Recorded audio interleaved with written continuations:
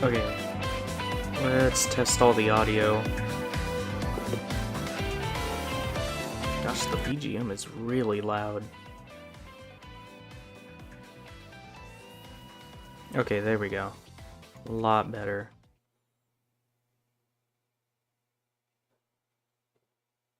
Okay, so we'll go over here, unmute desktop audio. Good evening, Ash. Let's play visual novels. I think I can turn myself down some. For some reason, I'm really loud. Okay, so let's see how loud this is.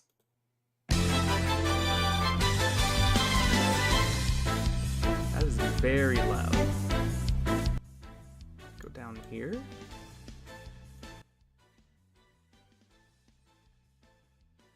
It's too quiet. Maybe about here. See how insanely loud that is. That's probably good, right? Good background music.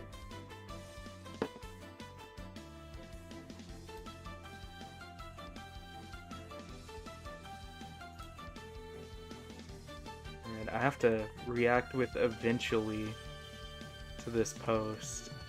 And I'm gonna close Discord. Okay, so let me call up. I don't think I've shared my screen in a while, so hopefully this works. So, I'll just do screen capture. Oh, double team! Turn my mic down even more? Is that good? It's odd, everything's louder for some reason today. Oh, turn my mic up? Is this good? I turned myself down a second ago. I thought I was too loud. Yeah, I don't know. I think I'm too loud. Am I too quiet?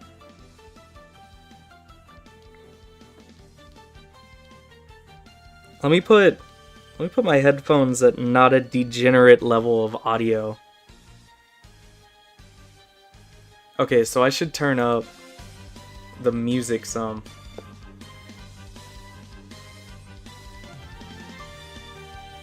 You're in an anime episode? What a weeb. Okay, so if I open this. There you go, perfect. You're eating dinner. I wonder what's for dinner. Alright, so I'll just have chat open on my phone. I don't think there's anything, like, horribly doxing on screen, right? Oh no, you can see my Twitch. I think this is fine. You're on your way to work? Okay, so the reason I have it set up like this is because I have Bulbapedia open, in case we need it. And then I also have this slideshow presentation I made that will help me prove my points as we go along. And if you do want to, like, screenshot any part of this, feel free. I'll try to, like, make it look decent as we go. This isn't finished, actually. Because I was gonna finish the slideshow and do this stream next week, but I was like, oh, I have time today. So this is an unfinished slideshow, sadly. Okay, I think the music's good, so I'm gonna stop listening to myself in double so I can, like, actually talk. Send slideshow? I might. Okay, I need to turn down the BGM volume. I don't think this turns it down for y'all. See how that works. But anyways, so we're gonna be ranking the types today. So I guess we'll start off with what is a Pokemon type before we get into it. Like, I need to tell you guys, but Is there an easy way to just look at a Pokemon? Here we go.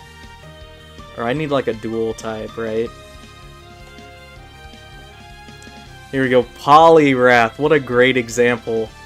So Poliwrath here, it's a mighty water fighting type. And obviously having more than one type 5 minutes in and not a single type rank. Shut up, Ash.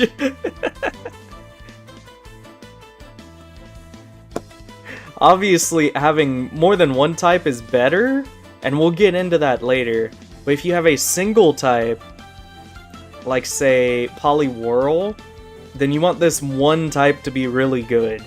And spoiler alert, the types do have different properties that make some types a lot better than others.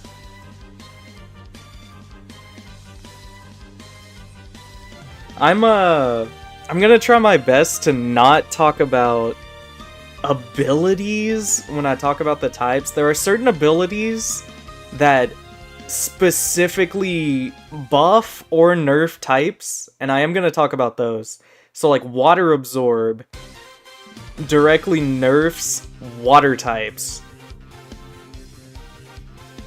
Because Water Absorb means that Poliwhirl is immune to water, right? So that means water types are worse because there's an immunity to water. There's probably something I'm forgetting to bring up here, but we'll get to it when we get to it, right? And there's more stuff I can explain when we get onto the presentation, but I'm not gonna do the presentation just yet. Well, actually I am. Professional! Let's give it up for Wiz, everybody. Alright, so the first type on this list that I have loaded up is Bug. I'm not gonna rank it yet, but where do the people in chat think Bug is gonna go? Place your predictions for the Bug type.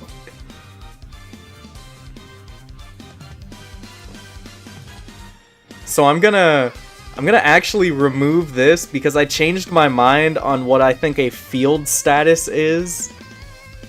I don't think Sticky Webs buff or nerf bug types, because it's not like specifically a bug type thing. And I'll get into like later on why I have like a field status column. But I'm not gonna have like Stealth Rocks listed as a reason that rock types are good, so Sticky Webs don't make the bug type better, right? Alright, I'm seeing a lot of B's. B for bugs. S for the pod? I think the pod's only been to one of my streams. If the pod was here, I'd put it in S, but... So, we'll go over the pros and cons of the bug type. And I tried to put this useful card over here. Just kind of ripped straight off of their like Bulbapedia, which tells you the current type chart for every type. So, bug types. Why are we talking about bug types while Gladian's theme is playing? Hold on. Hold on. No thanks. There we go. So bug types. Super effective on Grass, Psychic, and Dark. Well, hey, one of those types are pretty meta-relevant. Not very effective.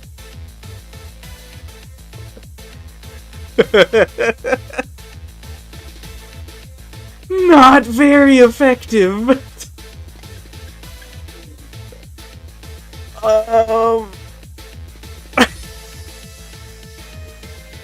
We're gonna talk about more stuff about Bug. It might not stay in D tier, but... So the benefits of being a Bug type... Stab U-turn. U-turn is a really good move because it's momentum. So, you click U-turn, And notice that nothing's immune to bug, right? So when you click U-turn, you always get to U-turn, as long as nothing's like using protect or some odd other occurrence. You're gonna get your U-turn off. And then you can swap for free. You can do a slow U-turn, a fast U-turn, and it also will do stab damage if you're a bug type. That basically means that Scizor is really happy. Leech Life, good move. Does Leech Life affect the meta, though? Because you have to think, like, U-turn is a meta-relevant move. Is Leech Life tearing up the meta? I don't have too many moves on the list here. There are some moves that I felt were worthy enough to talk about. Leech Life did in Gen 7. I mean, I know Leech Life is a good move, but like, I didn't put like Stab Mega Horn as a plus for the bug type. U-turn is... It's not on the list for the damage. It's on the list because if you're a bug type, you're using U-turn regardless, because U-turn's a great move. But having stab on U-turn is just a nice bonus of being a bug type, is basically what I'm saying. Other pros, you resist fighting, and you resist ground. Both of those are really meta-relevant types. There's a lot of Earthquake and Close Combat going around. You can tell this is the first slide I made, because I don't think the rest of these slides really have resistances on as much. But I do think the ground resistance is one of the biggest advantages of the bug type. It's a shame that a lot of bug types are also flying types. Oh... You also get the Swarm boof. You get the Swarm buff. It's really the only ability that affects bug stab calculations. It's not a very good buff, though. You have to be at, I think, 33% health to get stab. And... I mean, do you really want bonus bug damage? Look at these resistances. I think I'd rather use, like, non-stab coverage than my stab bug move. And then, of course, we have the cons. So I don't think I talk about base stats as much later on either. But it is very important to say that bug types have a overall low base stat total. It might be the lowest. If poison isn't S tier, I'll block you. Well, T-Dog, it was nice being your friend, man. Mild spoiler in case you don't like watch the VOD. I do think poison's probably gonna go in like A tier, maybe B tier. I do think poison's pretty good. At the very least, I don't think it's gonna go in, like, D. I might change my mind later, but I think Poison's probably gonna be, like, top of B? Bottom of A? Anyways, bug types. Major con, resisted by, and weak to common types. I haven't talked about the weaknesses yet, but you're weak to rock?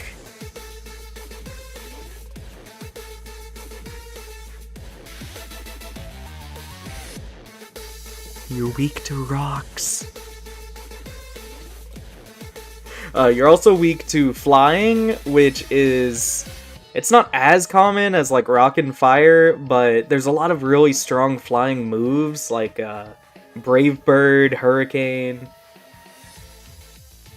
And then fire, of course, you have, like, sun-boosted flamethrowers and flare blitzes coming at you. Your favorite types are Fire, Water, Ghost, and Fairy. I guarantee you at least one of those types is S tier. Also, Bug type. I mainly listed this only because it's one of the few abilities that directly interacts with, like, typed damage. And I did list every single type that activates Rattled. But I don't really think that activating Rattled is that big of a negative. Like, let's look at what all has Rattled.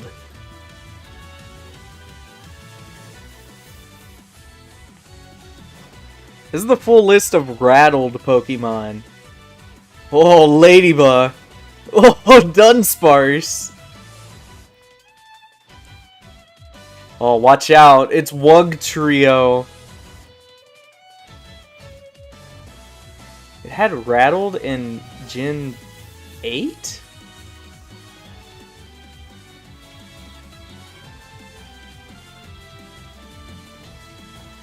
That's odd. I know they like had some abilities listed in the code of like home or something, but anyways, I don't need Basculegion to distract me here. I'm mainly showing that there isn't a single good Pokemon that has Rattled as an ability. Probably the best Pokemon on this list is like Granbull.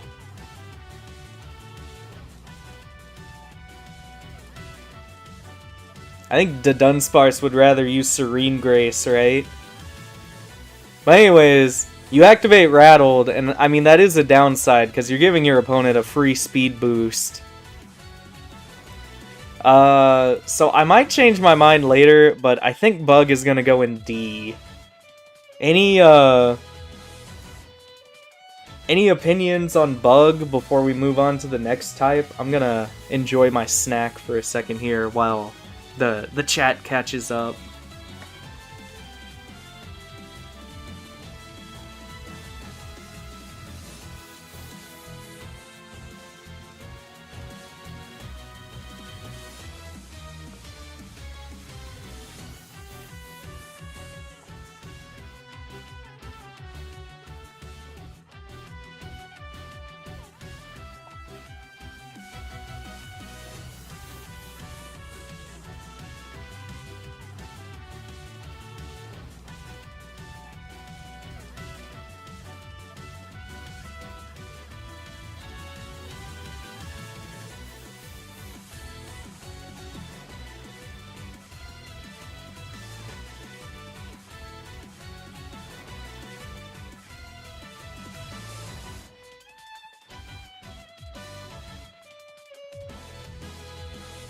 Alright, I'm not really seeing any complaints, so I think I'm okay. I want it noted that even though I have Bug in bottom tier right now, it might move up. Like, I don't hate Bug.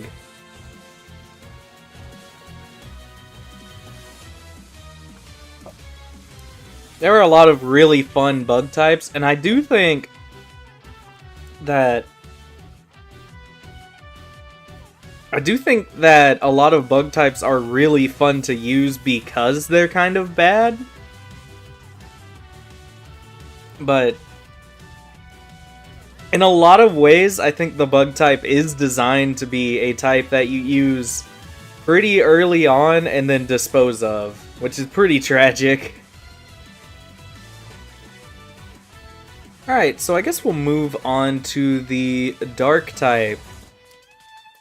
Dark. So fun fact about the Dark type.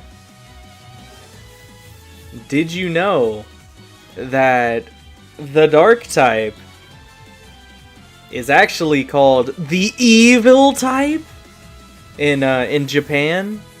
I believe that's correct, right? Let me double check. Yeah, Evil type. Evil! So it's weird that this type is coming up second, because this is an ability added later on.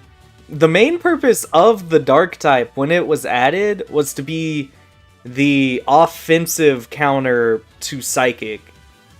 And then the defensive counter to Psychic that was also added is Steel, which we'll get to Steel. it might be really good. But Dark itself isn't that bad. So pros of the Dark type, you're immune to Prankster moves. Prankster is an ability where any of your status moves, so not an attack like Flamethrower, but a status-inducing move like Will-O-Wisp, will always go first. And as a Dark type, not only does it cancel the priority of Prankster, it cancels the move, which is really good. Like, if your opponent is using Prankster Toxic to wear down your Swampert, you can swap into your Bisharp and then cancel it out. Very convenient. You're also immune to Psychic. Like I said, Dark was added mainly to destroy Psychic types, and it does its job really well because Psychic types are kind of forced to use coverage, or you can use your Miracle Eye.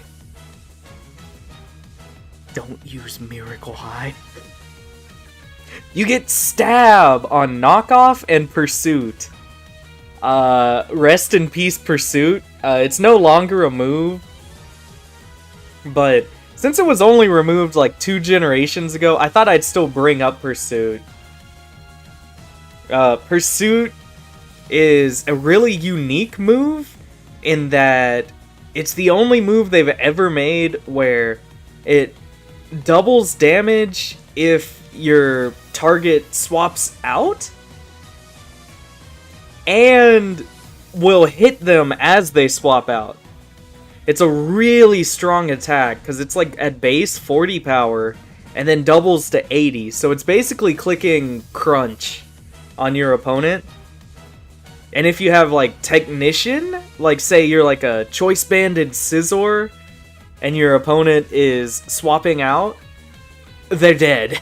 So like, I don't even know what the boost on that is, but if they swap out, they die to Pursuit. If they stay in, they die to Pursuit.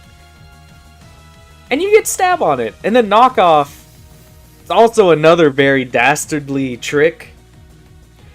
You can kind of like slap your opponent, and it makes them, whoa, Butterfingers, lose their item. And then they also die, because for some reason it's 65 base power. And then when they have an item, it doubles power. So both of these moves, just for doing like very normal things that you would do in a battle, like swapping or having a held item, they get stronger. And they'll destroy you. And you still want to do these things even with these moves existing, just because swapping is so powerful and having an item is so useful. I guess Dark is also boosted by Dark Aura. Yveltal's happy. As far as I saw, Dark Aura was the only ability that like directly affected Dark type positively, unless I'm forgetting something. I did check the wiki, so negatives of the Dark type. You activate Justified and Rattled, which we've talked about Rattled, but Justified I would say is a little bit more of a negative than Rattled, because there's actually really good Pokemon with Justified as their ability, and most of those Pokemon are offensive. Like, the big ones in my head are the Swords of Justice, which I think are all physical attackers except Keldeo. Virizion might be a mixed attacker. I'm not 100% sure, but I think they're all physical attackers.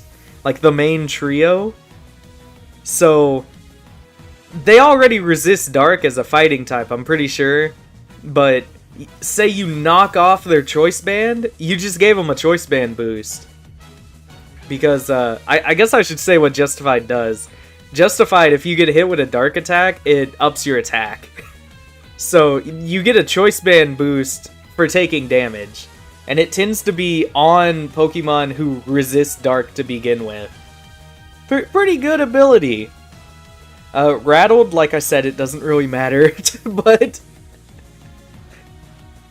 you're weak to U-turn. Again, U-turn is a really meta-relevant move, so I do have to bring up that being weak to U-turn is bad, because not only are bug types U-turning, just random Pokemon are, even like special attackers are U-turning.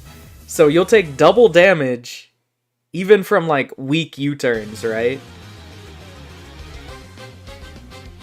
So say you're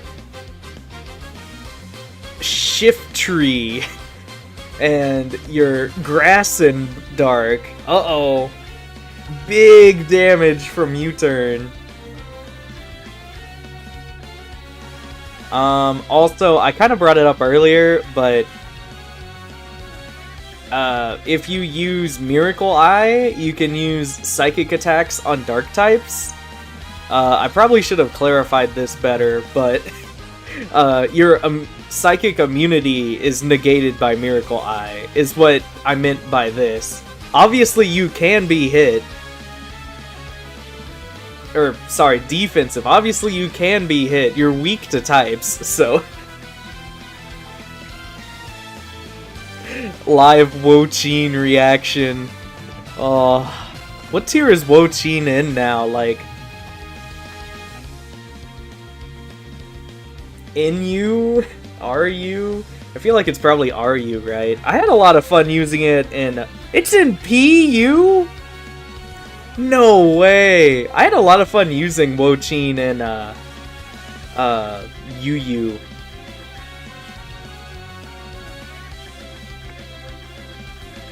Back in the early days of Scarlet and Violet. Why am I going over here?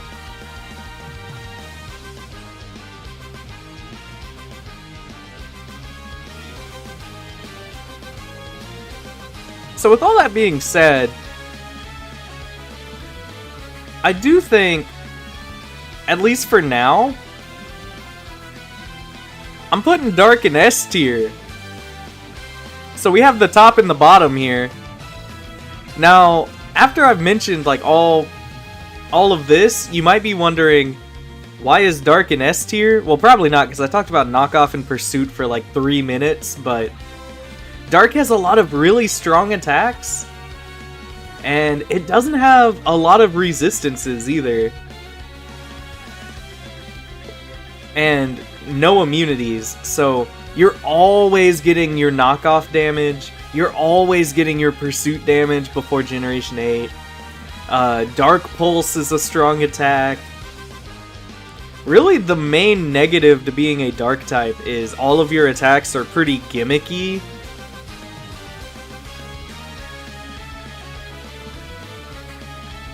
But some of the gimmicks are strong enough where being a dark type is great. You're also super effective on Ghost. And we'll get to Ghost later. But, spoiler for Ghost, it's gonna rank pretty good.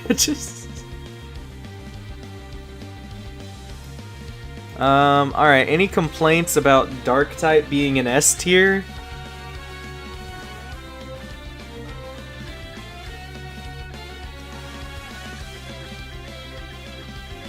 Oh yeah, Hisoa also mentioned in chat that dark types are ruling the meta this generation, which is 100% true.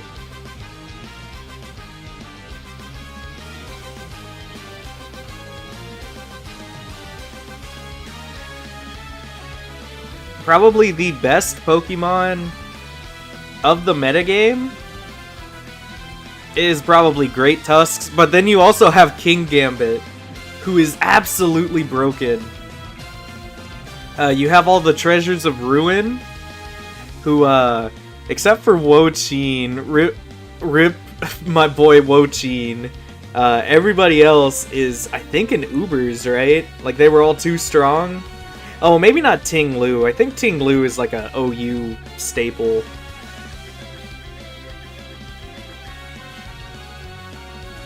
Incineroar makes a comeback. Oh yeah, if you play a lot of doubles, you hate Dark paired with Fire. Because it creates the most evil monstrosity ever. Tinglu's OU? That's what I was thinking. I don't think it's like an OU staple, but it's okay.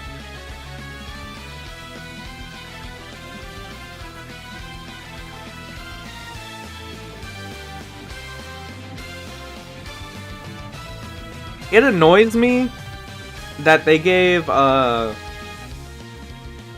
what's that thing called? Mega Weavile? The weasel thing. I can't think of its name. It annoys me that they gave it Recover and not Tinglu, like the Pokemon that would actually click Recover. Oh, Chin Pao. That's right. Alright, so I guess we'll talk about the next type. Dragon!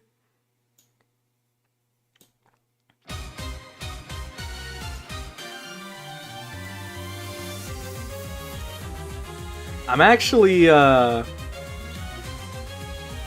actually think this one might be a little controversial once I rank it. So, dragon types. Pros of being a dragon. High base stat total. Pretty much up until I think like generation 6 or 7? Anytime you were a dragon type Pokemon, you probably had at least above a 500 base stat total. Like fully evolved. And the main reason is because a lot of dragon types are legendaries. Like, if you weren't a box legendary or a pseudo legendary, then sure, you'd probably have like horrific stats like Noivern. 6 is the fairy gen. We'll talk about the fairy type too. Few resistances I have listed as a pro, and that's because before Generation 6, the only thing that resisted you was Steel. And that mattered a lot because Steel isn't a very common type. So a lot of like Generation 4 and 5 metagames revolved around clicking strong dragon moves. You like Noivern? I like Noivern too, but like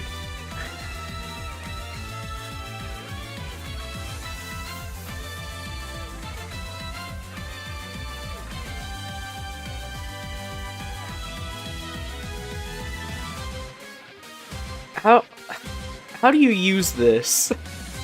It goes first. It sure does go first. I mean, 97 special attack. We know how good 97 special attack is, right?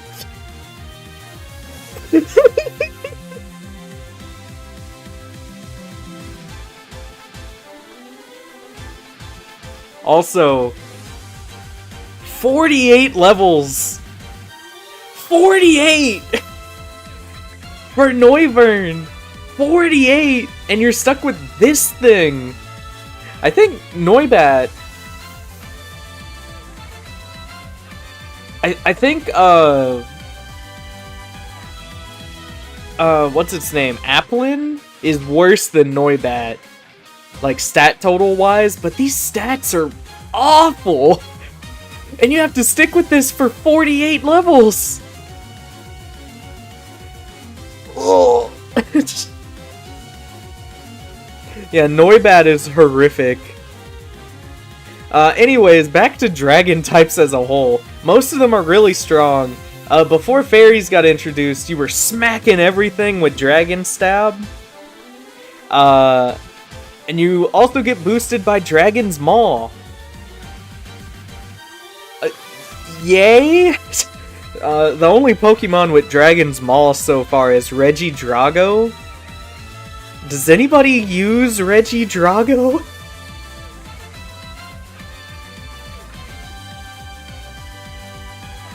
Yeah, I think Applin is way better. Because even though I have, like, completely hated on Appleton in the past, I think Appleton is a solid Pokemon. Flapple's pretty good, and then, like, Hydrapple exists. It's not the worst thing ever.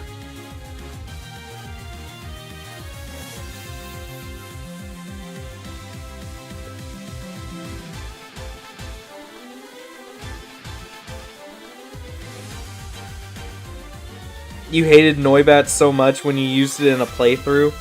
So, question. Was it a Gen 6 playthrough? Or a Gen 7 playthrough?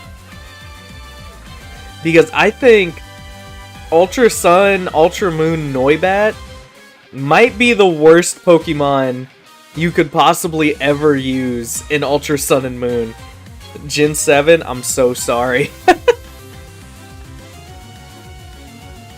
I think, unironically, I'd rather use Ladybug in Ultra Sun and Ultra Moon. At least it evolves early.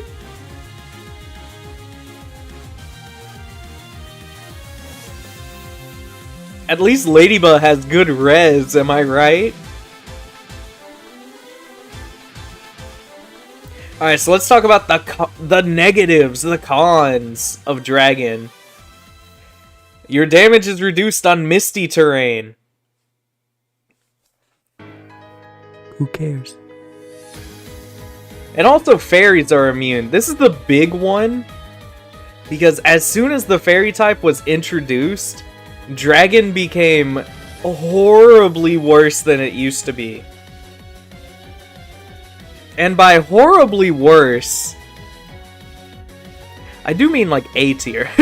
Like, it's not bad, but I think fairy types existing, fairy moves existing, knock Dragon so far down.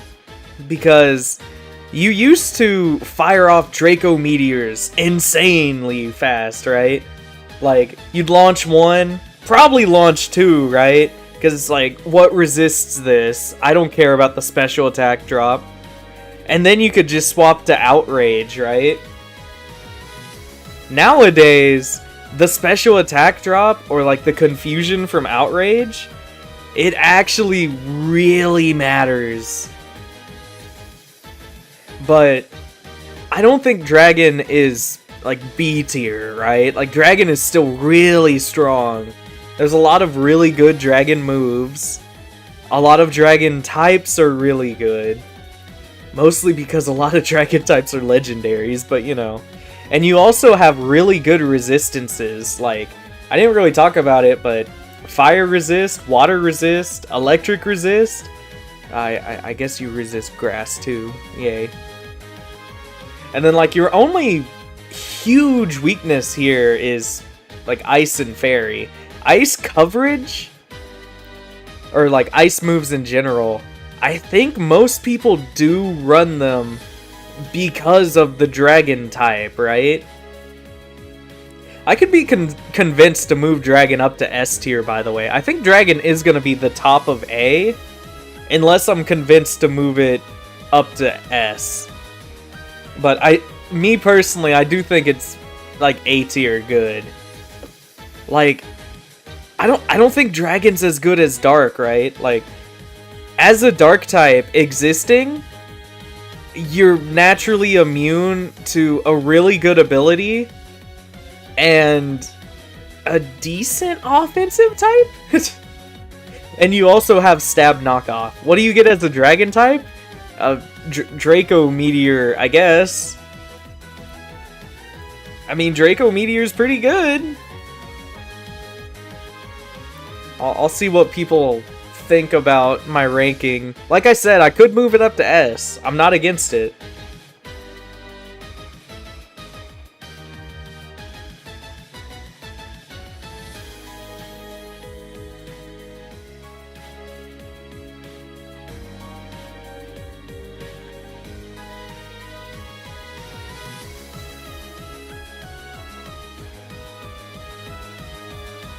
Sounds right? Okay. I kind of expected to get some hate for putting Dragon in, like, A tier.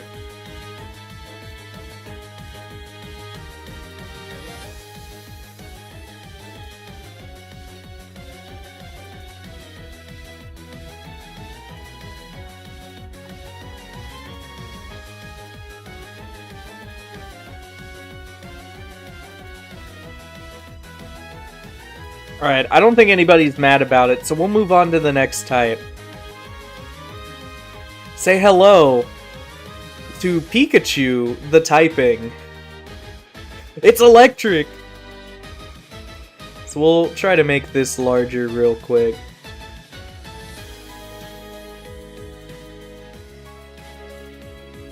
That's probably good. So you might notice that the list for electric is a lot longer. That's because electric has a lot of, like, effects tied to it, which is pretty interesting, and we'll get into it. So, this is our first true field status. I had to erase webs off of bug, because I changed my mind on what I was going to count as a field status. So, electric terrain strictly makes electric types better. On electric terrain, electric types gain bonus damage on their stab. Which means if you're an electric type on electric terrain, you're a lot better. Because, like, your Thunderbolt, which was already going to do a ton of damage, is doing a ton more damage. How convenient.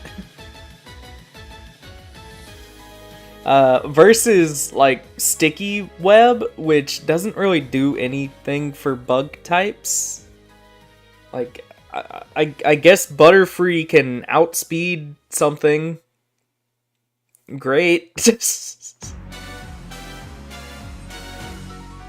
We'll go ahead and get into the pros. If anybody wants to debate what counts as a field status, let me know. But I do think, when talking about the electric type, bringing up electric terrain does make sense. And we will bring up stuff like sun for fire and rain for water, obviously, so. So first off, the big thing with electric, you're immune to paralysis. Like, the entire status. I think,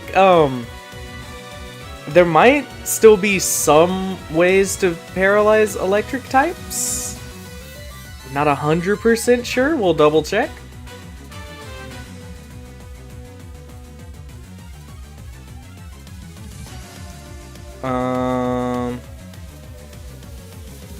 No, you cannot get paralyzed at all. At least according to the wiki.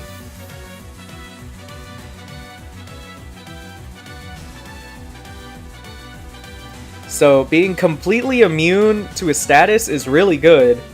Because, what did I say with U-turn? Swapping is powerful. So, you can get a free switch if you predict your opponent going for, say, Thunder Wave, or Glare, or even, like, Discharge, which you resist. You can swap in on. Maybe take a little bit of damage, but probably not a whole lot of damage. And you don't have to worry about the 30% paralysis chance. Like I said, you're boosted by electric terrain. You're also boosted by the charge effect. And Transistor. Regieleki's always eating good.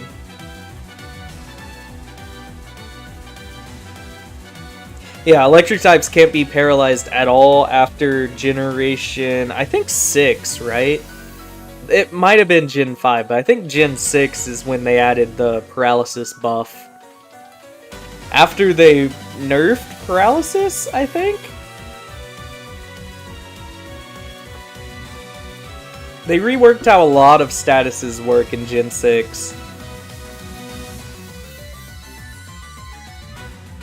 So, charge is kind of interesting. There might be another There might be another thing that acts like charge, but I can't think of it. It's basically a one-time boost to your, like, electric moves? And I think electric types are the only Pokemon that really get, like, the move charge or the abilities that activate charge. How good of a buff is charge? There's two different abilities that activate charge now. I can't think of a better thing to call it than just charge. I guess being charged, right? So the two abilities are Electromorphosis. Am I pronouncing that correctly? Morphosis? Oh. Electromorphosis. I don't think that's a real word, right? Anyways, Electromorphosis. The Pokemon becomes charged, boosting the power of the next electric type whenever it takes damage. So this is Belly Bolt's ability. And then Wind Power. The Pokemon becomes charged when it's hit with a Wind move. And it boosts the next electric type move. So Electromorphosis, I think we can actually say is strictly better than Wind Power. Because I don't think Wind Power makes you immune to wind moves, right?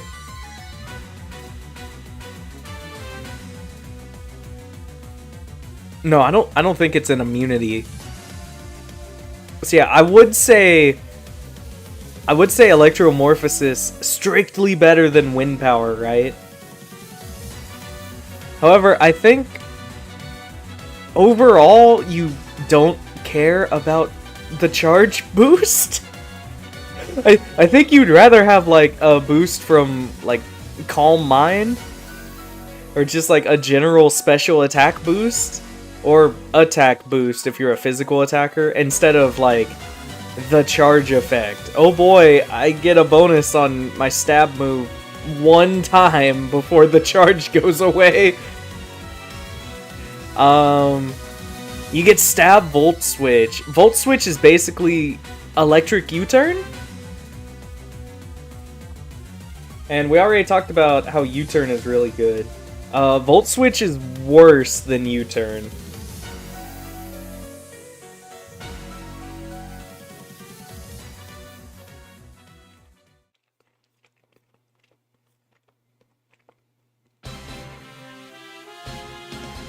And the main reason Volt Switch is worse is going into the cons. Weak to ground. Wait, not weak to ground. Did I not write down? Oh no, I did. It's just it also goes with this long list of immunities. So, the reason that Volt Switch is worse than U-Turn is an entire type is immune to electric moves, which means Volt Switch, and any Pokemon with the Volt Absorb, Lightning Rod, and Motor Drive abilities. So 3 whole abilities and a whole type are immune to electric. That sounds pretty bad, but I don't think any of these 3 abilities are extremely common. The main issue is ground types, because ground types are common and usually pretty strong. Which also gets into, Pro, you're only weak to ground. But Con, you're weak to ground. Ground is very common and very strong. There's a move called Earthquake, and it's basically the most boring good move ever made. 100 power, 100 accuracy, no real bonus effects. It's just strong. And as an electric type, you get rocked by it. I think somebody brought it up. Yeah, Ash in chat brought it up. Electros, because it has Levitate, has no weaknesses. And 3 resistances! So obviously it's unkillable.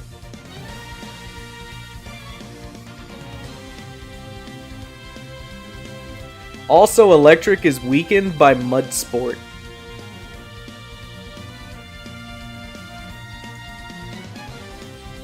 So obviously it goes in D tier, right? How could you lose to the meta-relevant mud sport? No, I think A tier? I think below Dragon, right? Just because Dragon has like the OG charm. I don't think Electric's quite good enough to be an S, but Electric is really strong.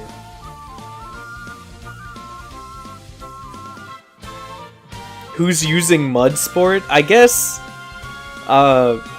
Krabby? So it can not die to Thunder Shock, right?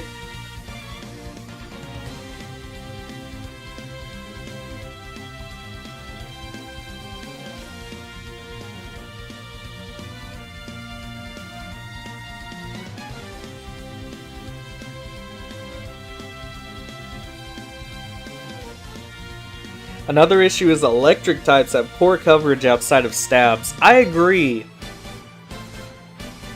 And a lot of electric types have really bad stabs, too. Like, people joke about it a lot, but Pikachu really does hog all the good electric moves. So, most types have, like, a nuke move, I guess is the best word for it. So, like, just going through examples. Normal has double edge, 120 power, does recoil, right? Dragon type, outrage, 120 power, but it locks you in, right? Normal has thrash, which is basically the same move, but you would never use thrash because double edge exists. Fighting has close combat, flying has brave bird, flare blitz, wave crash on water. Electric types have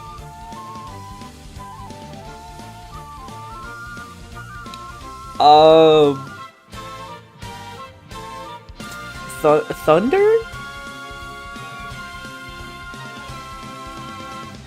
Is Thunder 120 power? I think Thunder's 100 power, right?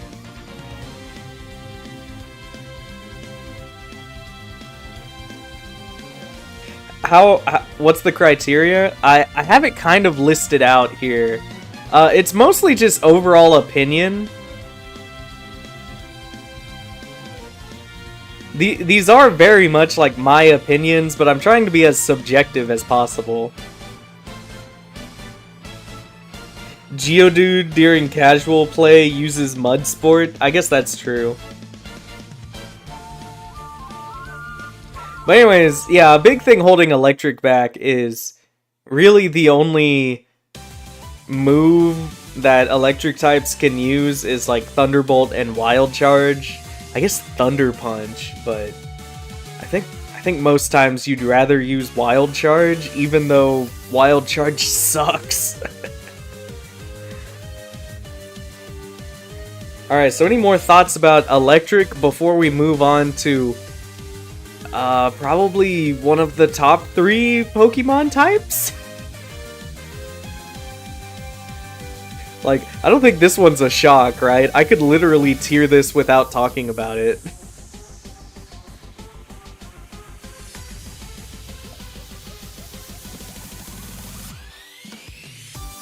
Ollie, do you want in?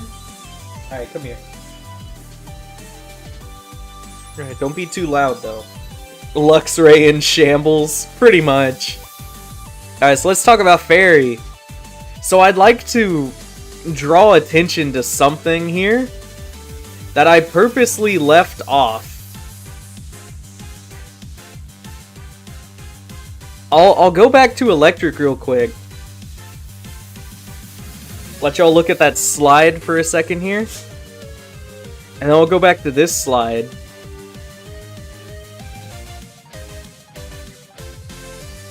Do you guys see something that's missing that is tangentially tied to the fairy typing? It's mildly relevant to the electric type that we just tiered. I just don't know if I'm ever gonna talk about this again, so I thought I'd bring it up.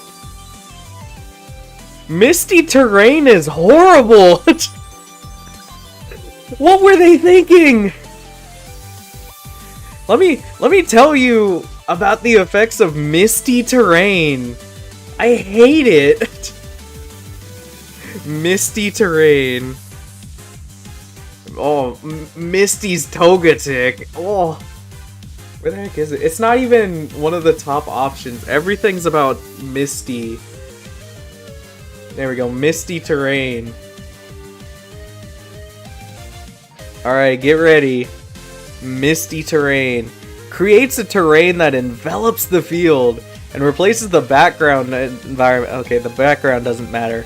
The terrain has the following effects on Pokemon that are on the ground and not in a semi-invulnerable term of a move. It halves the power of dragon moves. That's pretty good. It prevents the Pokemon from being afflicted with non-volatile status conditions. That's pretty good. If affected by yawn, you can't fall asleep. Rest will fail. Nature power becomes Moonblast. Secret power becomes Fairy Wind. Oh no, it uses the Fairy Wind animation, my bad. And Camouflage users become Fairy type. Oh, apparently it no longer lets you become confused, too? Oh, there's more down here. It buffs Misty Explosion. In Terrain Pulse, you gain a 100 power Fairy Stab.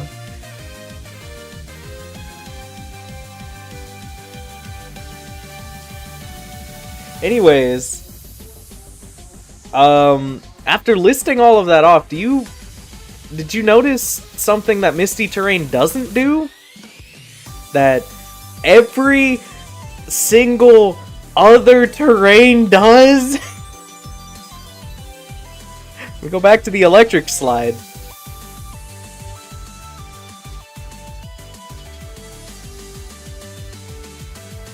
Where's the boost? Boosted! Why doesn't Misty Terrain benefit Fairy types? It nerfs Dragon types, but why would you set a terrain to resist Dragon when you can just bring a Magnezone? I don't understand. Like, it's a purely defensive terrain when terrains are pretty much strictly played on offense. I guess you can use, like, Misty Seed, I don't know, like, Hitmonlee, and then you can't be burned? Great. Stack it with Limber. Oh wait, if you use Limber, you can't use Unburden. Never mind. Limber and the Misty Terrain. Never paralyzed.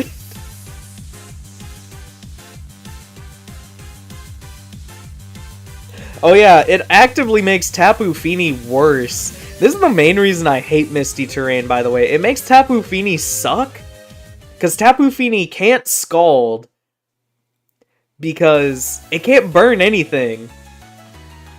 Because every time it comes out, it sets Terrain. And its other ability is Telepathy, which is completely useless outside of doubles. So you want to set the Terrain.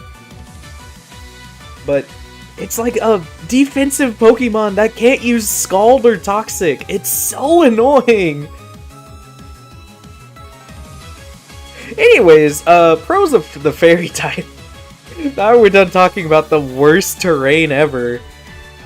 You're immune to Dragon. Like I said, that's a big deal because Dragon types used to, like, rule the meta. You're boosted by Fairy Aura. Really only matters if you're named Xerneas, but hey, Xerneas really likes it. You have really uncommon weaknesses, which I thought was worth listing. As you can see here, You're only weak to poison and steel. So steel type, we'll talk about later, but steel is primarily defensive. So there's not a lot of Pokemon clicking like stab, swords dance boosted iron heads, you know? Mostly you're running into like coverage steel or poison moves on dragon Pokemon who are desperately trying to steal destroy things. Usually a steel type, I'm not saying steel and poison types would never run a stab move, but usually they're more interested in like defensive shenanigans. And then the very relevant part of fairy type, it's resists. You resist U-turn, you resist knockoff, and you resist pursuit. You also resist like close combat, but I don't think close combat is like as important to mention as these moves.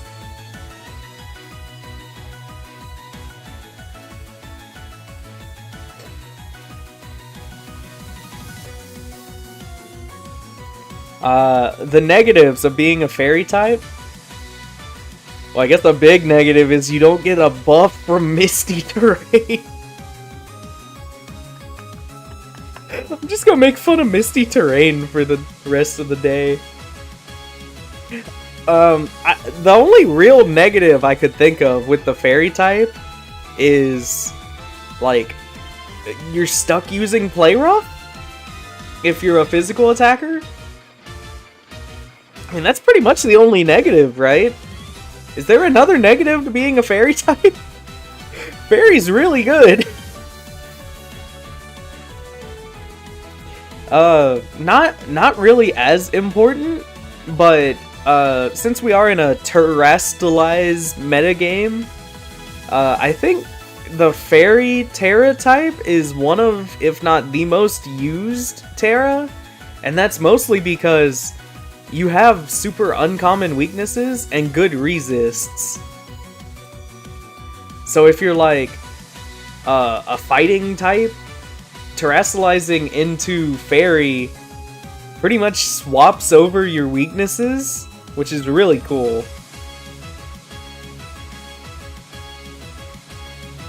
Galarian Rapidash is horrible at attacking with stab moves. Oh, I know, I tried to use one. Anyways, it's better than Dark. I like the Dark type, but there's no arguing Fairy's above it, right? Alright, I'll see if anybody has more opinions on Fairy real quick. I'm gonna take a quick break.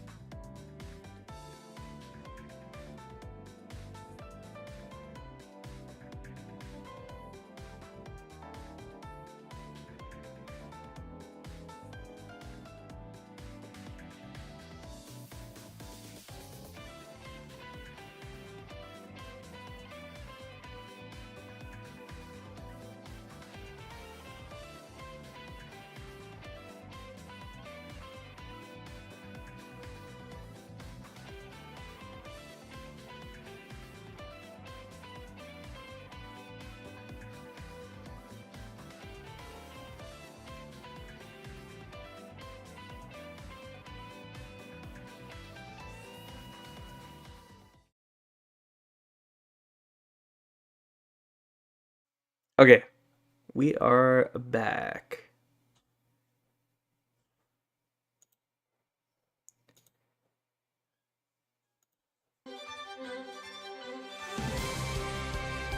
Okay, so I ranked Fairy. Any complaints about Fairy? Doesn't look like there's Fairy complaints. So next we'll talk about Hoo-Ha! The fighting type.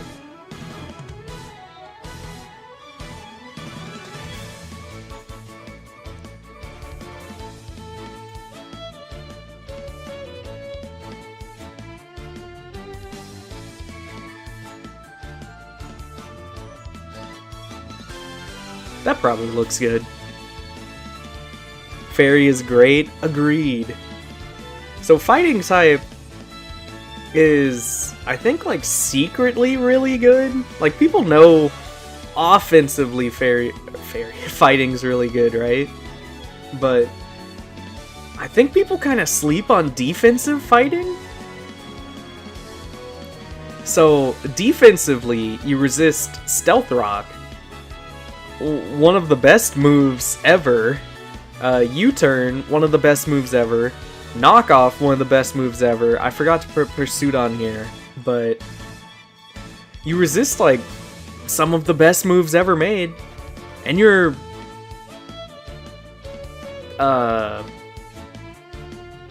hitting, like, all of this stuff super effectively. Since there wasn't a whole lot to talk about with fighting, I went ahead and put that pairing it with Ghost is really good. So there's this combo called Neutral Coverage, where basically if you pair one type with another type, it'll, like, calculate how many Pokemon you can hit with just those two moves. So for example, if you have, let's say, Brick Break and Shadow Claw on your Pokemon, what all could you hit with it, like, swapping between those moves? Is something going to be immune? Is something going to resist? And having those two types together, Fighting and Ghost, the only Pokemon who resists, in quotes, it's actually immune to both of those types, is Hisui and Zoroark, and I guess Zora as well. Fighting from Gen 1 to Gen 5 is like a training arc. Basically, I think every generation has made Fairy. I keep wanting to say Fairy. I think every generation has made fighting a little bit better.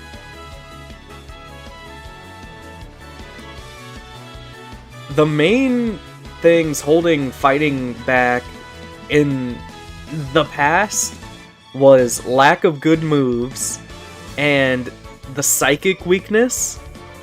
But these days, psychic is terrible, and fighting has really good moves. So the main thing you're worried about is, does my opponent have flying moves? And how many fairies does my opponent use?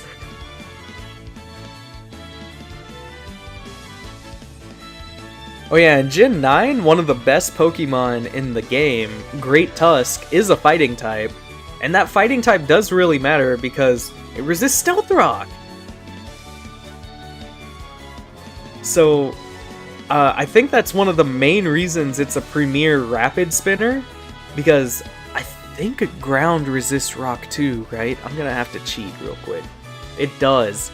So you take like 0 damage from Stealth Rock Chip, and then can spin it away. Great Tusk is great.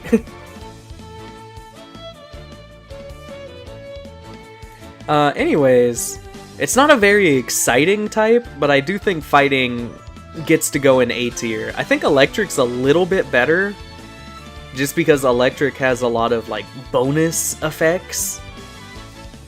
Like the paralysis immunity, electric terrain buff. I think overall it's just a little bit better. I'll see if anybody wants it moved up before I continue.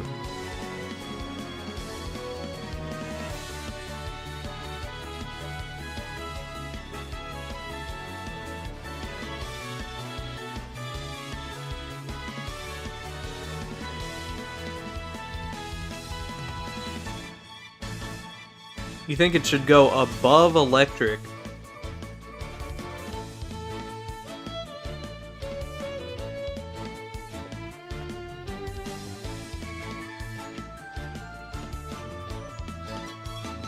I must be listening to too much Persona music. I'm starting to get the rhymes.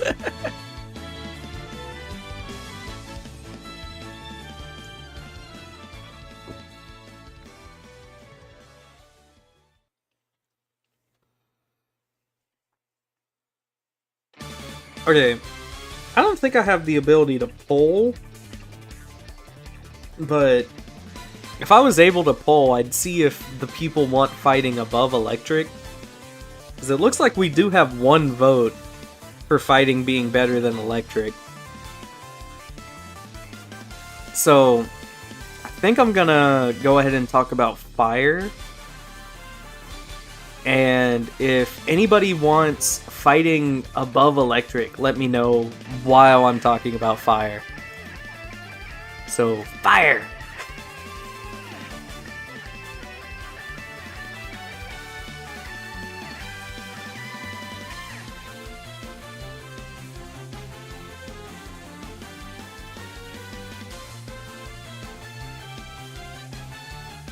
There's a lot to talk about with fire.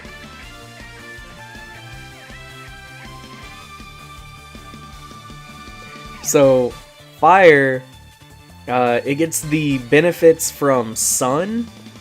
The main benefit from sun is you get a bonus on fire type attacks, but there's other smaller benefits like one turn solar beam and some random abilities that get activated, but the main problem with sun that I think makes rain strictly better than sun is a lot of sun related abilities aren't on fire types. Charizard, I actually saw somebody say in the chat, does get a sun-based boosting ability, Solar Power. I don't think Solar Power is that good, though. But Solar Power doesn't deal directly with the fire type, so I'm not really going to talk about it. So pros, you resist U-turn, you're boosted by the sun, boosted by the Blaze ability. It's basically the same thing as Swarm. At 33% health and below, you get healing. And you're boosted by Flash Fire, kind of. So when you're hit by an opposing fire attack, you absorb it and don't take any damage. And then your fire type attacks get buffed. It sounds really weird, and that's because it is. I think it's the only ability that works like that. Unless I'm forgetting something. But I think it's strictly worse than other immunity abilities, just because, say like Storm Drain, it absorbs water attacks, but you don't get like a buff to your water attack, right? You get a special attack raise. Fire types are immune to burn, and it gets bonus effectiveness on Pokemon with the Dry Skin and Fluffy abilities. So, I think Beware is weak to fire because neither of its typings, normal and fighting, resist fire. So, along with being weak to, I think, Psychic, Flying, and Fighting, it's weak to fire, just because it's probably running the Fluffy ability. It's a pretty decent ability. And then like Dry Skin users, most of them I think are already weak to fire? I might be wrong. The main one I'm thinking of is Jinx. Let's actually look.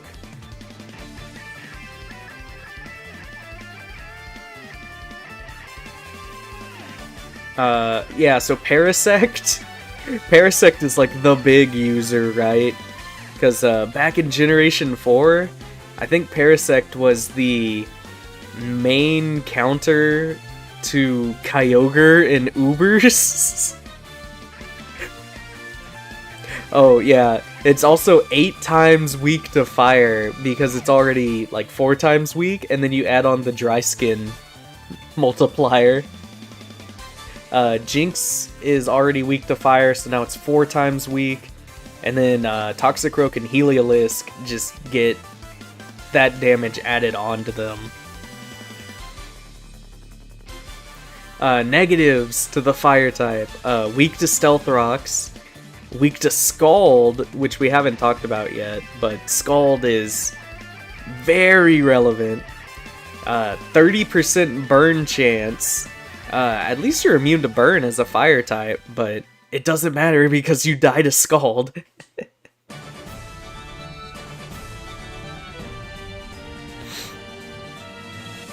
There's not a like proper fire immunity, as you can see, but the abilities Flash Fire and well-baked body, along with Primordial Sea, are immune. All of these are pretty niche. Like, I think Flash Fire is only on Fire-type Pokemon, and Well-Baked Body is only on Doxbun, which is horrible. So, the big one here is Primordial Sea, but Primal Kyogre got cut, so... I think fire types are okay. Most of the time your fire attack is gonna go off. Well-waked. Woke Doxbun. And then, to go along with the added weaknesses to fire, there's also added resistances to fire by abilities, which is really interesting. I don't know why fire works like this, but Pokemon with Thick Fat, Water Bubble, and Heat Proof all gain a resistance to fire. And also if the effects of Water Sport are active. Water Sport.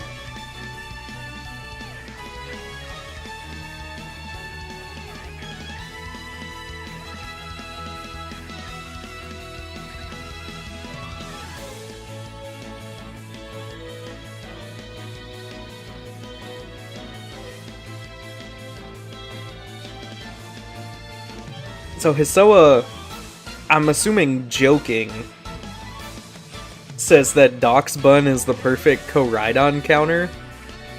And that reminds me of something I thought about back in Generation 7. So Lunala, not exactly a meta threat, right? But it's a Psychic and Ghost type, which isn't like the best dual type, but it's still pretty strong. Like, Ghost type is great, Psychic type, it's okay. So, what would be the perfect counter to Lunala? In my head, it was Alolan Raticate. Because I was looking at all the Pokemon and I was like, oh my gosh, normal and dark together?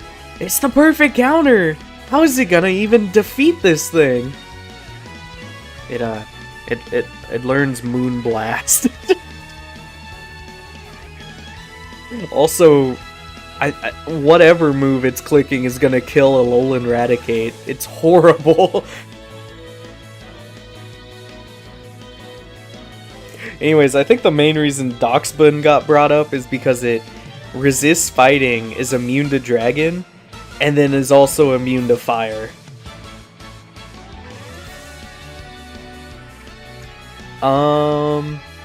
So overall,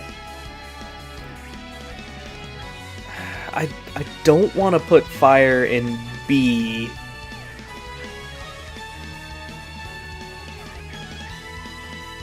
I think it might be our first B. These weaknesses are huge. or like these weaknesses, right? Rock, water, and ground, those are really common offensive types.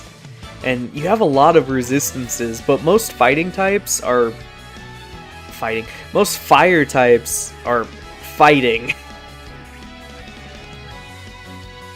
Boots definitely do help fire typing a lot. Pokemon like Charizard, Talonflame, Volcarona, they all really love having boots on.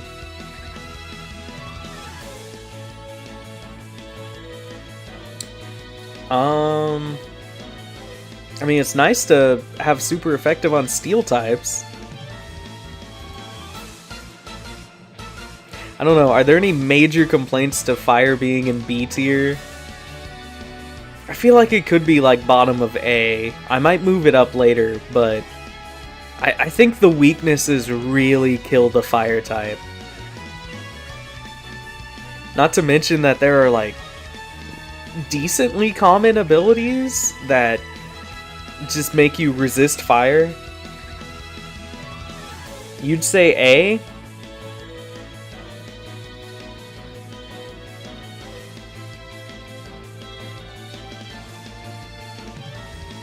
I think I'm gonna leave it top of B for now, but it might move up to A tier. We'll see, because I'm also still not super happy about Bug in D tier, but we can mess with stuff later.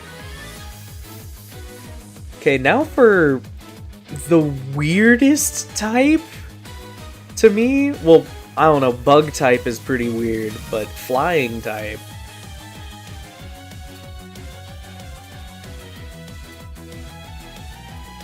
Let's talk about flying types. So, before anything, I'm not sure where to put this, but flying types can become, I guess, like, monotyped or typeless when roosting. So there's a move called Roost, and it's basically recover with tacked on extra effect. Anytime you roost as a flying type, non-flying types can learn roost, but when flying types use it, they stop being flying types. I thought about making that a pro, right? But there are negatives, right? Like, if Skarmory roosts, it's weak to Earthquake. And there are slow Earthquake users that can take advantage of that, right? Because, like, Skarmory does have 70 speed, like, it's not always going last.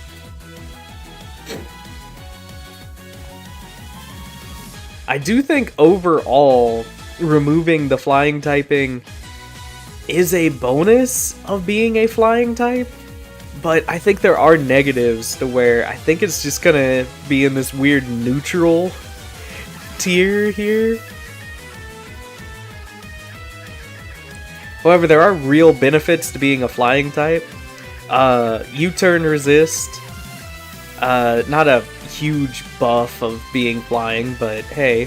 The big thing with flying type is you're not grounded, which I guess is the technical term for being flying.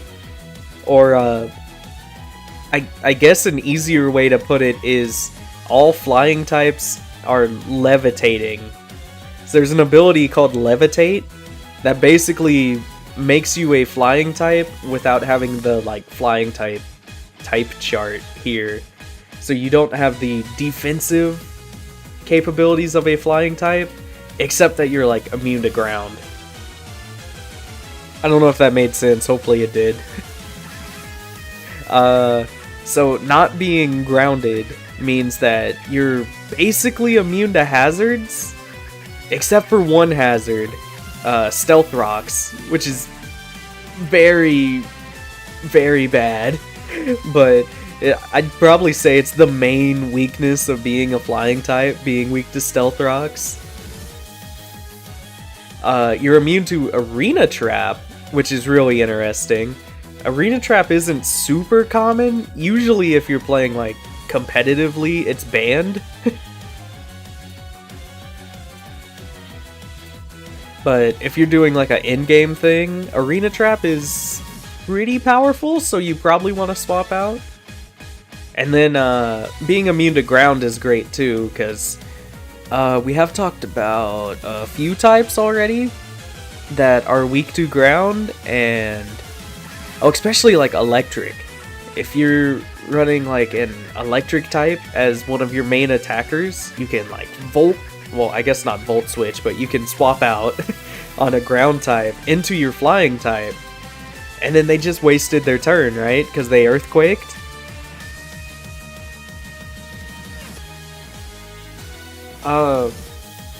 A weird thing that I didn't know happened that apparently flying types get is when Skydrop is used on a flying type, it'll do the animation where you get grabbed and taken into the air, and then on the next turn it just fails. So basically what Skydrop will do is it'll waste a turn. So like whatever move you click, if the Skydrop goes first, you don't get to use that move. So it's not completely useless to use Skydrop on a flying type, but you'll never take damage from it. I don't know why that's programmed in. Does anybody use Skydrop? And then weaknesses, you're weak to Stealth Rock. Another major weakness here that I didn't list is you're weak to Electric and Ice. Electric Ice, also known as Bolt Beam, is a super common like coverage combo, mainly because it hits almost everything for like neutral coverage, like I was talking about with Ghost and Fighting. I think the only things that really resist it are like Magnazone and like a few other things, but it's basically perfect coverage.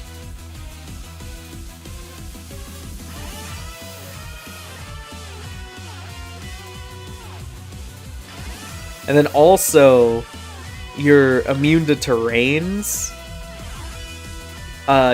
The terrain seed items will still activate. So, like, Hawlucha can still benefit, kind of, from terrains, because it can get its Unburden. But you're not on the ground, so you don't get to use, like, boosted Thunder Punch. I remember trying to do that in Generation 7. I had, like, Tapu Koko with a Hawlucha, and I was like, oh, I can use Thunder Punch as coverage, because it'll get the boost. Yeah, no boost.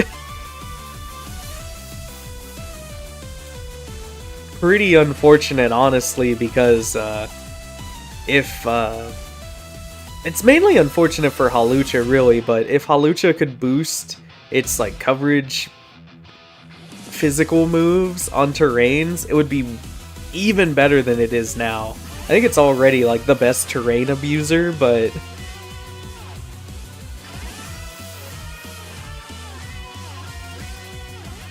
I feel like there's some other weakness of flying I'm forgetting. Sneasler? Oh yeah, Sneasler's probably better than Hawlucha now. I forgot about it.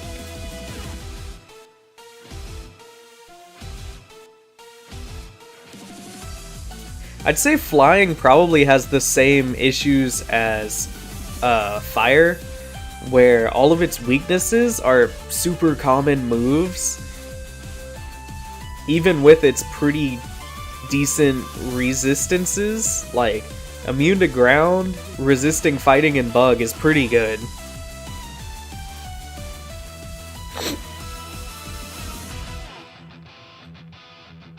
So I think with all that being said, maybe like behind fire in B?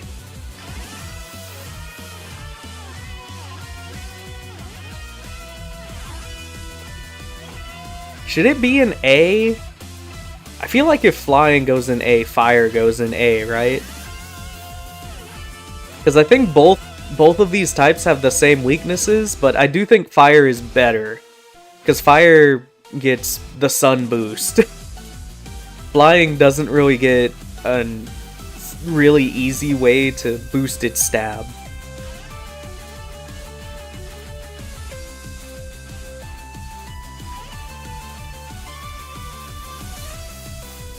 I'll see what the people think about flying. Agreed. Landorus Therian is part flying. The main thing that makes Landorus Therian really good is its dual typing. Like, well, I don't know. Tornadus T is pretty good, but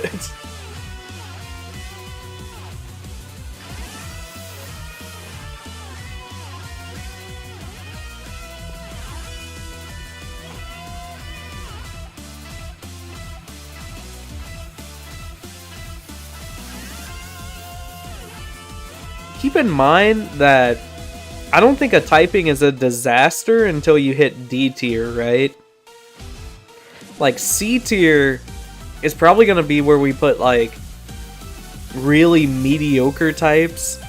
B tier is, like, they're just outclassed by these types. Like, I would use fire types, and I would use flying types, right? Like, they're really good types.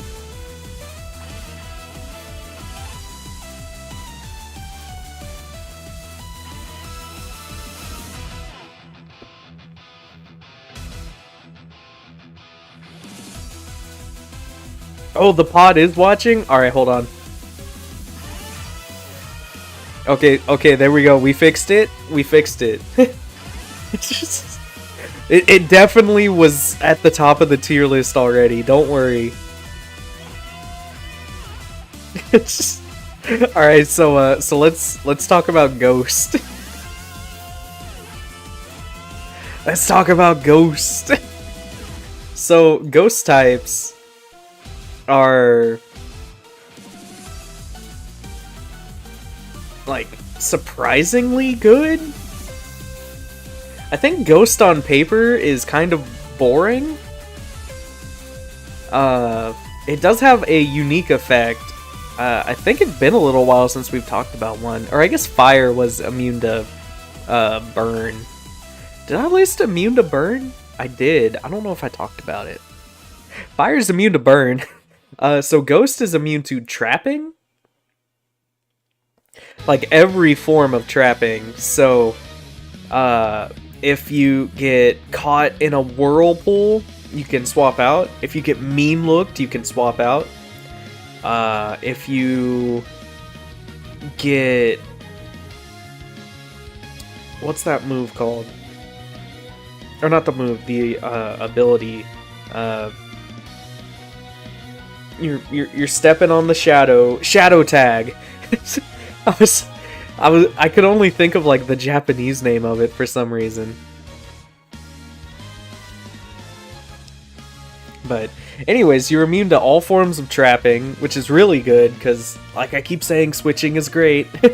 You're immune to fighting and normal.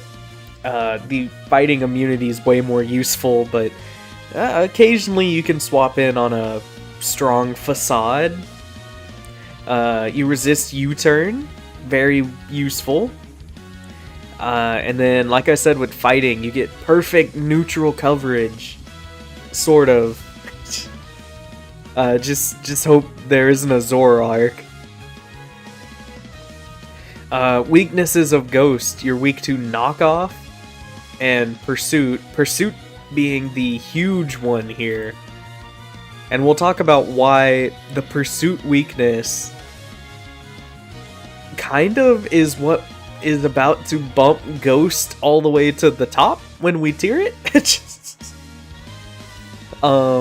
You activate Rattled. I think this is the last time we'll see Rattled on here. Once again, I don't think this is a huge negative, but it is a negative.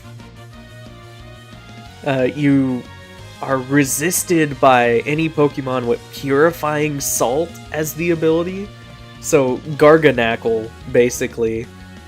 Although I think people use Knuckle Stack, right?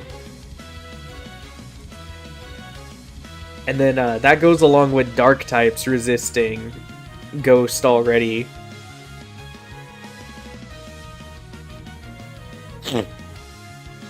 Excuse me, sorry. And then I kind of had to list this, but you can be hit by fighting in normal if you use a Pokemon with the Scrappy ability or the Mind's Eye ability. Probably the most relevant users of these would be like Mega Lopunny for Scrappy, and I mean obviously like Ursaluna is the only Mind's Eye Pokemon, but that's pretty relevant because you're getting blasted by Blood Moon, right? And then also you get hit by any Pokemon using Foresight or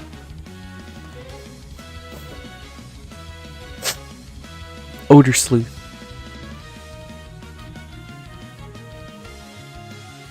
Yeah, I do agree. Ghost offensively is amazing.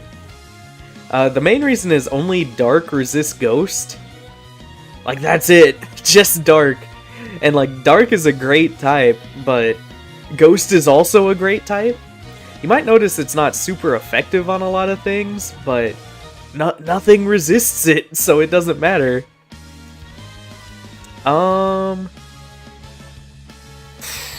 So it's in S tier. Is Ghost better than Dark? This is gonna be the debate. I don't think Ghost is better than Fairy.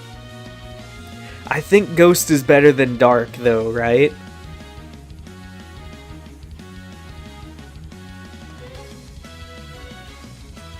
You think it's better than Dark? So, I mentioned Pursuit earlier. I'll go ahead and talk about why.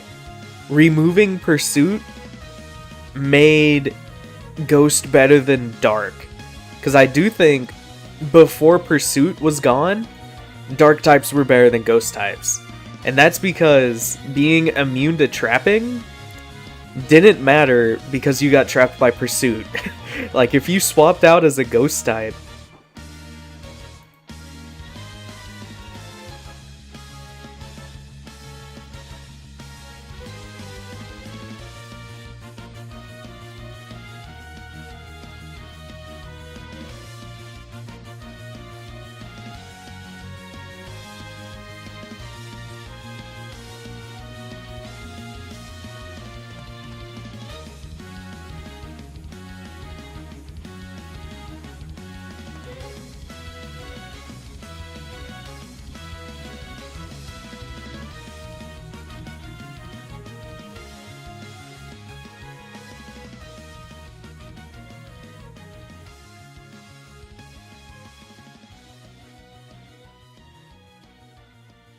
okay, sorry, my bad. What was I talking about? Pursuit. The main reason Pursuit is like a straight buff to Ghosts now that it's gone is being immune to trapping actually means you're immune to trapping. Because the 80 base power Pursuit that was about to KO you doesn't exist now. Now you only have to fear like Knockoff or like Sucker Punch, right? But that doesn't matter if you swap out, because they can't hit you before you leave. Yeah, the main downside to Ghost is Ghost type moves are all kind of weak. Like, I still think overall the best Ghost move is Shadow Ball, which is 80 power. Like, for reference, we were making fun of Electric. Electric has Thunderbolt, which is 90 power, and Wild Charge, which is 90 power. Ghost did get Poltergeist, kind of recently, but the problem with Poltergeist is, like, nothing learns it. Like, it's pretty much just a TM move, and the TM has been locked to DLC twice now. So pretty much, if you're a Ghost type, you're relying on Stab Shadow Ball or hopefully learning Shadow Claw. Because if you don't learn Shadow Claw and you're a physical ghost type, I hope you learn like Swords Dance or Bulk Up. Dusk Noir in Shambles, as it uses like 40 power Shadow Sneak with no way to boost its attack. Shadow Punch. Shadow Punch is okay.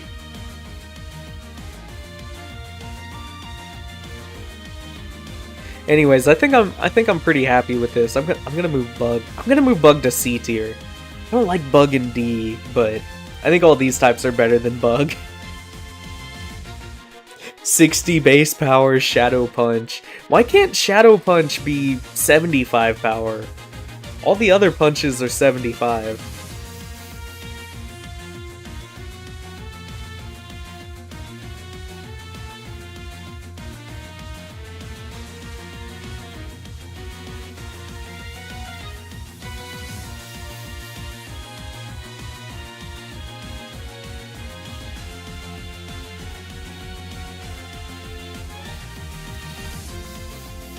Okay.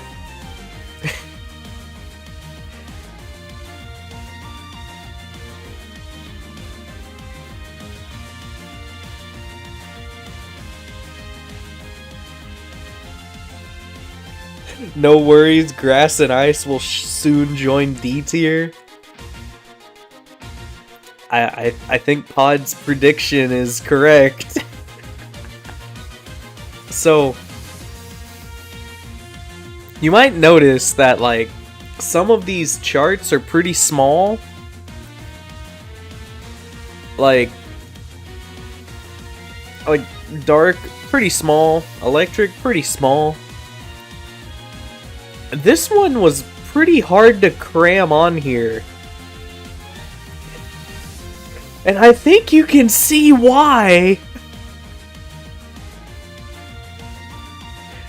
Do you see how many types resist grass?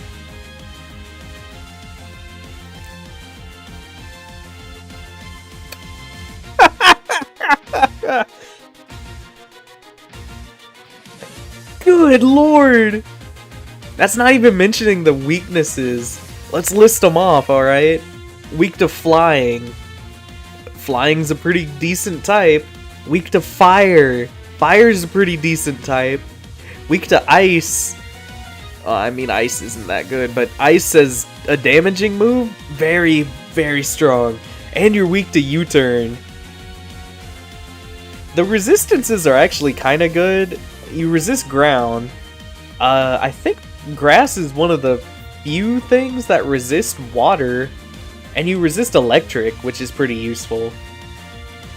I think if you've been paying attention, you might notice I keep not mentioning resisting grass.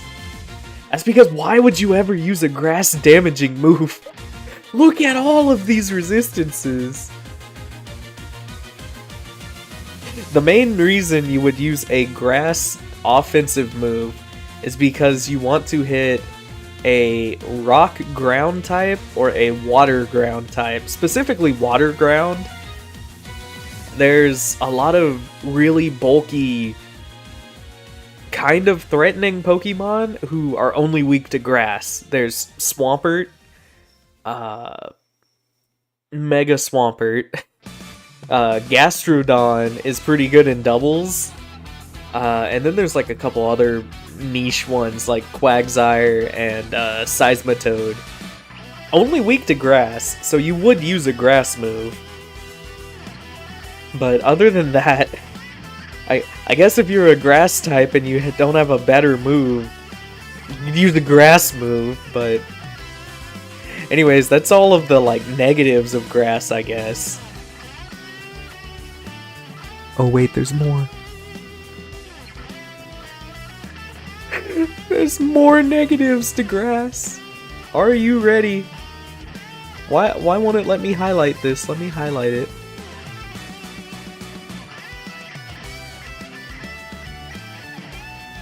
Sap Sipper Pokemon. are immune to grass. Go Goat Sweep!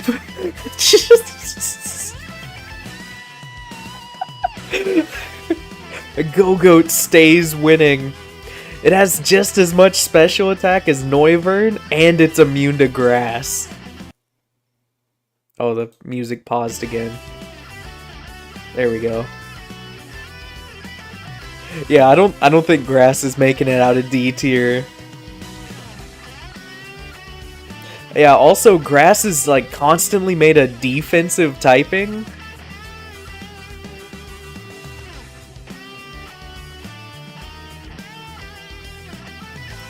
Why is it constantly a defensive typing? Look at this!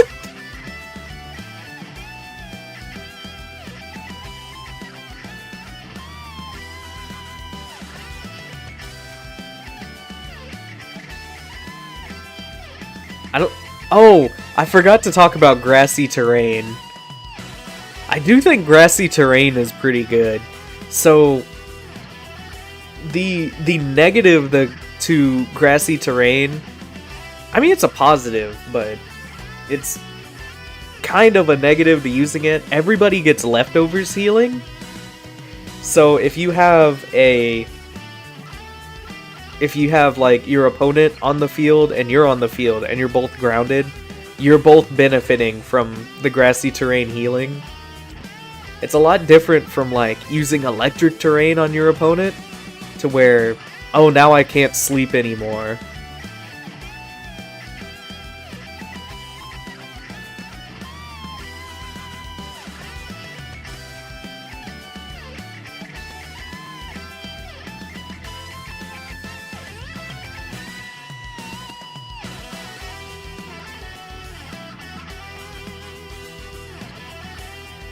The healing, I wouldn't say it's a complete negative, but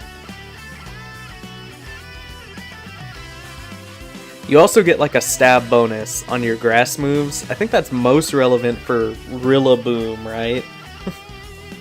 Because Rillaboom sets its own grassy terrain and then can kind of like sweep through stuff with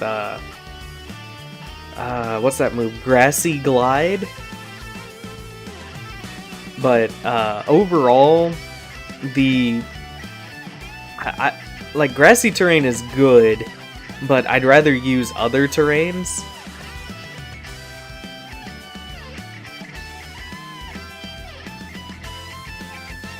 I think that's about it with grass, right? Oh, I don't think I covered the benefits of being a grass type at all, did I? I just talked about all the negatives. Alright, so let's talk about the good parts of being a grass type, I guess. You're immune to powders, which kind of sounds good.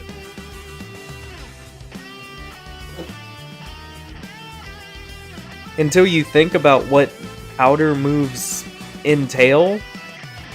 Because really, what being immune to powder moves means is you're immune to, like, Spore and Sleep Powder.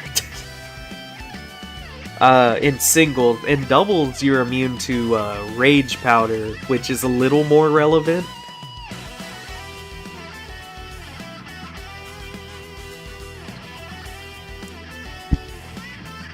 Being immune to Effect Spore doesn't really matter that much. Are there any good Effect Spore Pokemon? Oh, Parasect! Oh wait, I don't have to look it up. I could just click on Parasect. Here we go. Defensive Vileplume might use Effect Spore. Paris is gonna use Dry Skin. Breloom's gonna use Technician or Poison Heal. Amoonguss is definitely using Regenerator. Eldegoss is probably using Regenerator. I guess Shiinotic has nothing better to do than run Effect Spore. What else is it using? Rain Dish? Illuminate.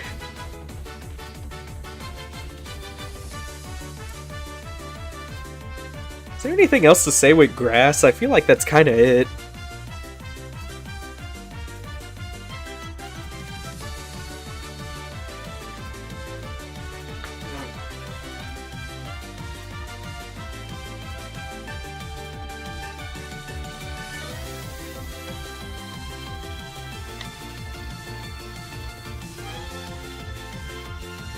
Alright, so I guess we'll move on to ground.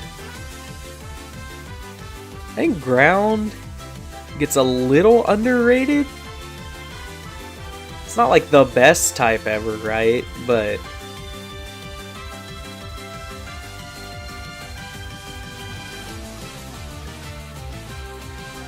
I think a lot of people just kind of chalk up ground to just being earthquake the type and forget about how it's actually pretty good defensively. Like, you resist stealth rock and you're immune to electric. These are some rough weaknesses, but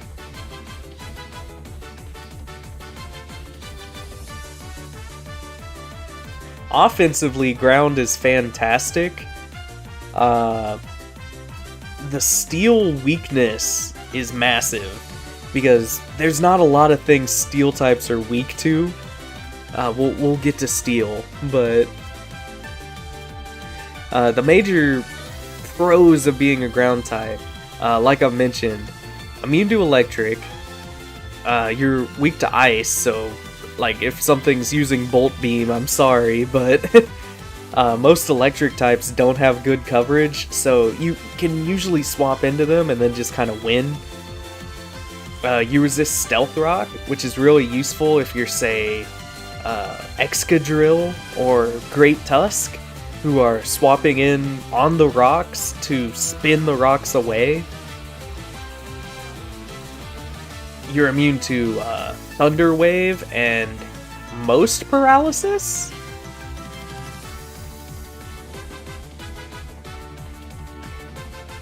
I don't think you're... So I was trying to look to see what, like, paralysis moves can work. I'm pretty sure that ground types still get paralyzed by Body Slam and Glare.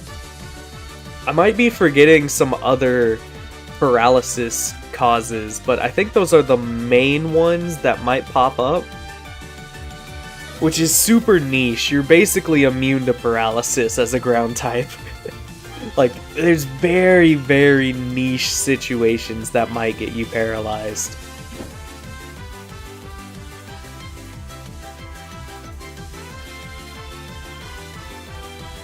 Oh, Synchronize! I didn't think about that.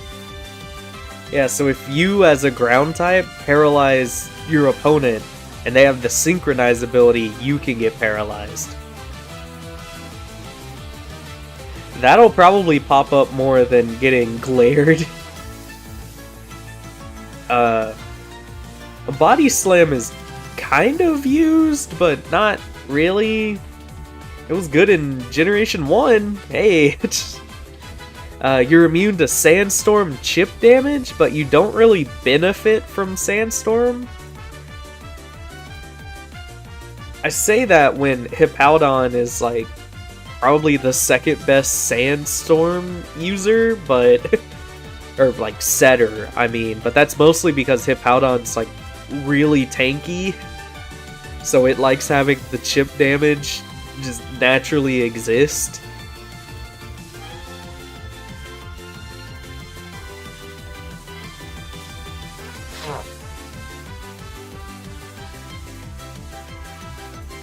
Also with Sandstorm, you get a stab bonus from the Sand Force ability. So if you're in sand and you're a ground type, your stab goes up. Yay! I think I'd rather use Sheer Force, but... And you also have Stab Earthquake. Like I said earlier, Earthquake is basically the, like, standard for good move.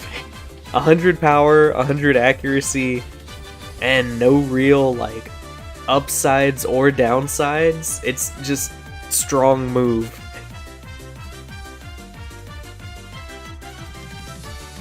the negatives of being a ground type is because Earthquake is such a, like, good move, there's a lot of things that are immune to ground.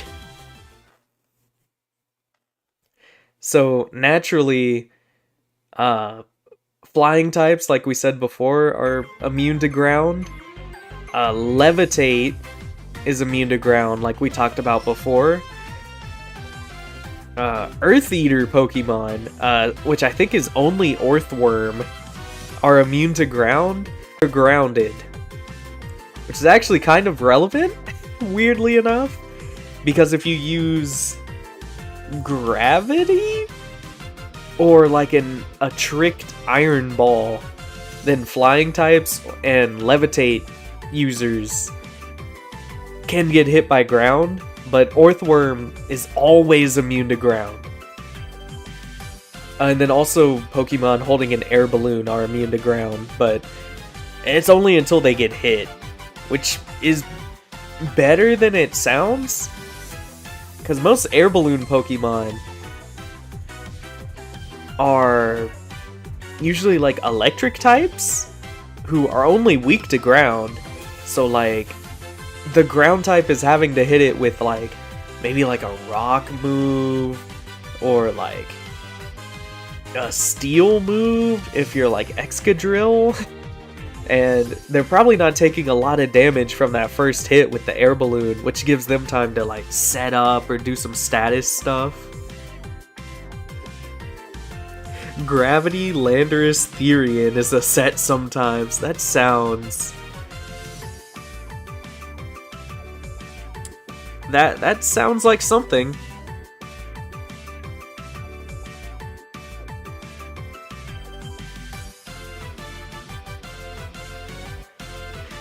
Also, just because it's... I could honestly put Ice Beam on here too, right? I don't think I'm going to, because Ice Beam is more just a strong attack than, like, meta. Because Scald, the 30% burn chance is mostly why you're using Scald, right? You're not using Scald for, like, water damage. You're using Scald because you can burn 30% of the time, and it does damage, right? But anyways, you're weak to Scald, which is bad.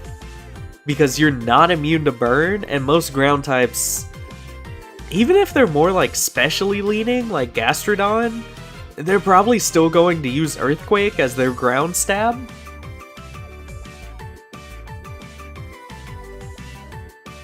A lot of ground types get rocks or spikes, which is useful. That's true. I think most hazard setters are ground types. I could be wrong, but most of the Pokemon I think of when I think about setting hazards are like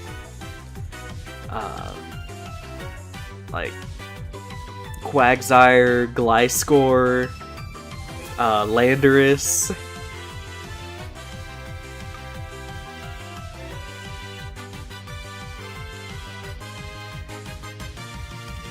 So the hard part here is where to put ground.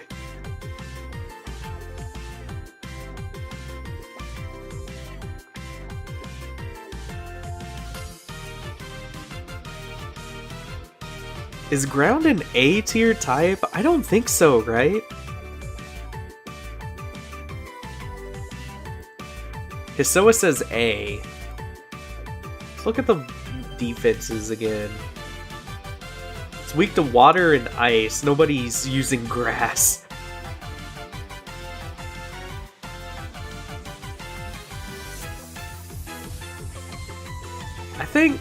I think Earthquake and pure utility might carry it to the bottom of A. I might bump it down to B later. I don't know. I think fire's better than ground, right?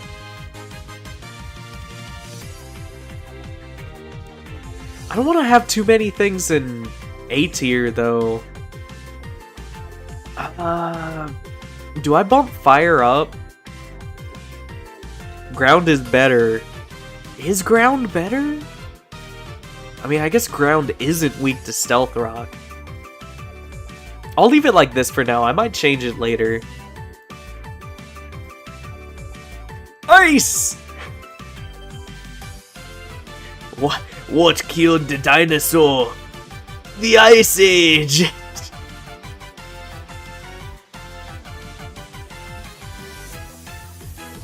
Who's ready to talk about probably the worst Pokemon type ever?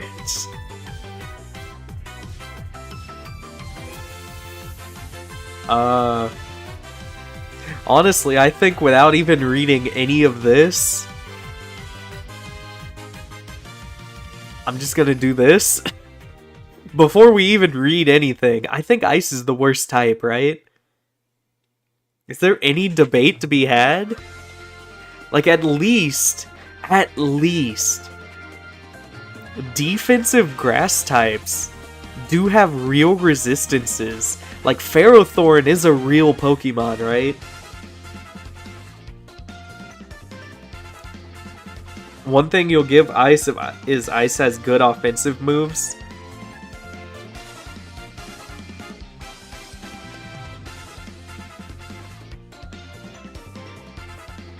How controversial is this gonna be?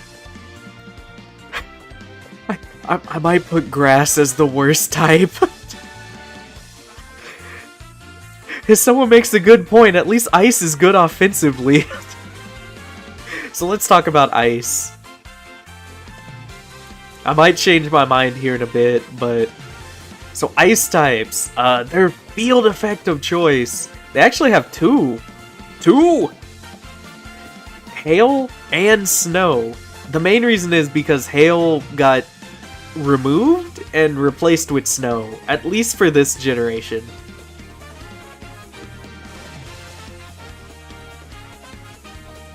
It's completely possible that Hail will come back at some point. I hope not, because Hail was horrible, but... I'm assuming that Snow is probably what they're gonna stick with for the future. So the benefits of being an Ice type. You're immune to Hail chip damage. Hail doesn't exist anymore, so you can kind of ignore that. You're immune to Sheer Cold, which I actually didn't know about, but you are immune to it. Like, Sheer Cold can't hit you. I guess because it's, like, cold, and you're an Ice type? So, I guess it's just... You're just so used to the cold that... you just don't feel it? It's just, I guess that's the logic, I don't know. And you're also immune to being frozen. So yeah, that's probably the logic with Sheer Cold. You just don't get cold. Being immune to Freeze is probably the most useless natural immunity, just because there's not a Freeze move. Like, with, Paralysis, there's Thunder Wave, right? With, Burn, there's Will-O-Wisp. And then with, like, being poisoned and Toxic Poison, there's, like, Toxic, how do you set regular poison? Poison Powder?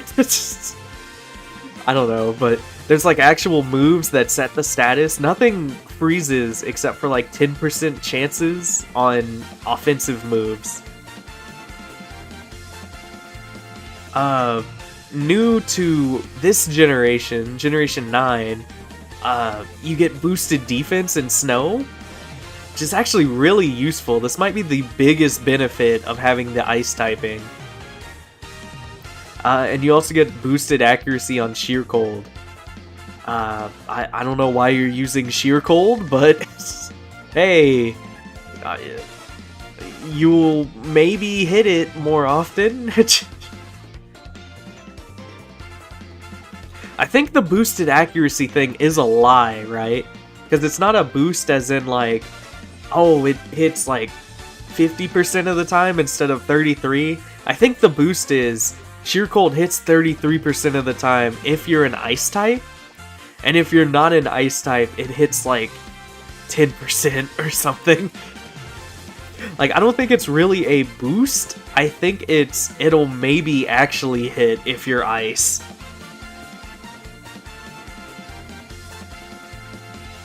Yeah, I think Suicune's like the only non-Ice type that learns Sheer Cold, so I don't know why they went through all the trouble of like programming extra stuff for Sheer Cold.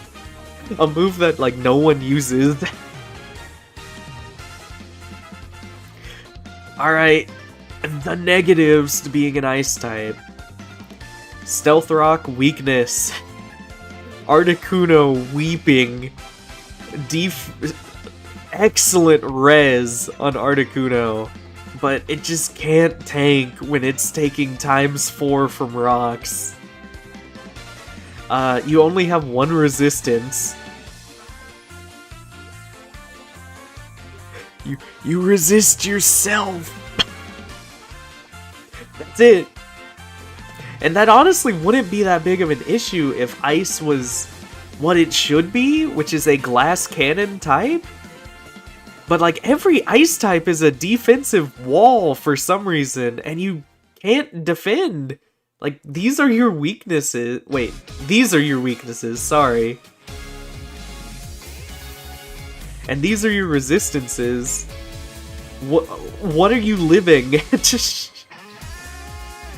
There's also an added resistance where thick fat Pokemon resist ice. So I think the only like thick fat Pokemon are like already like water and ice types. I think maybe Snorlax has thick fat. But that basically means that Pokemon that already resist you even more, which is pretty bad.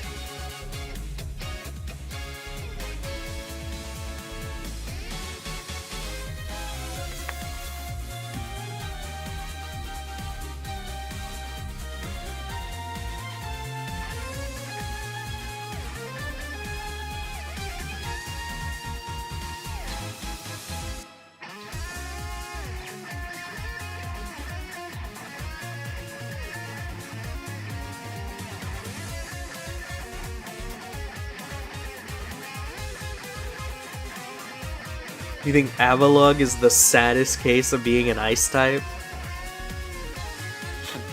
Obviously somebody hasn't seen Avalugg Sweep, one of my classic videos where Avalugg destroys a Chi-Yu and then like immediately dies afterwards.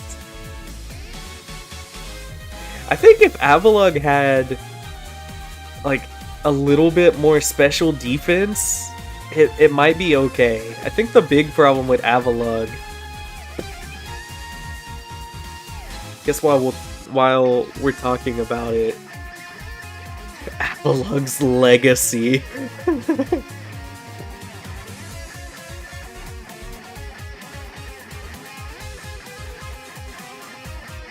Here we go. So, the big problem, oh my lord, Hisuian Avalugg gets even less res. Why?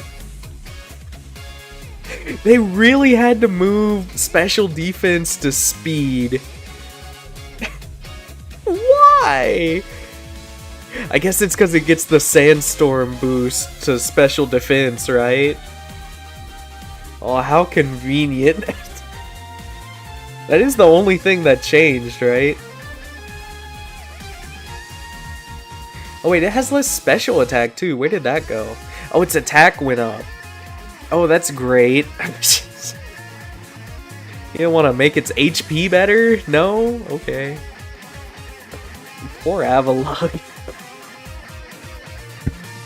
Anyways, I think that's pretty much it for Ice, right? Ice is bad. More news at 11. The real thing to talk about is Ice or Grass worse?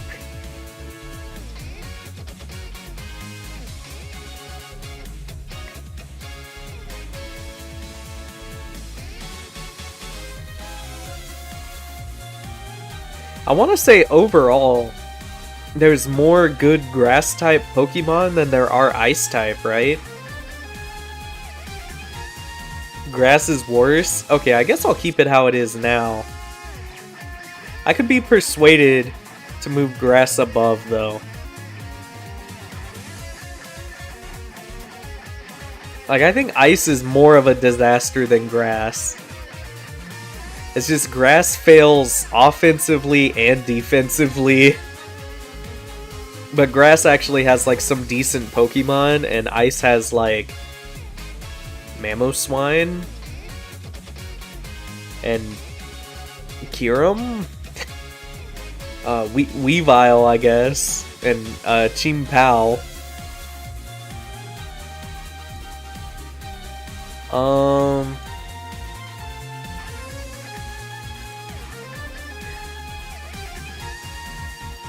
Hi, how are ya?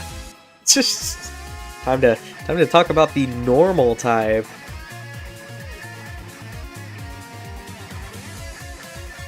Snover's the best of both types. I wouldn't say it's the best grass type, right?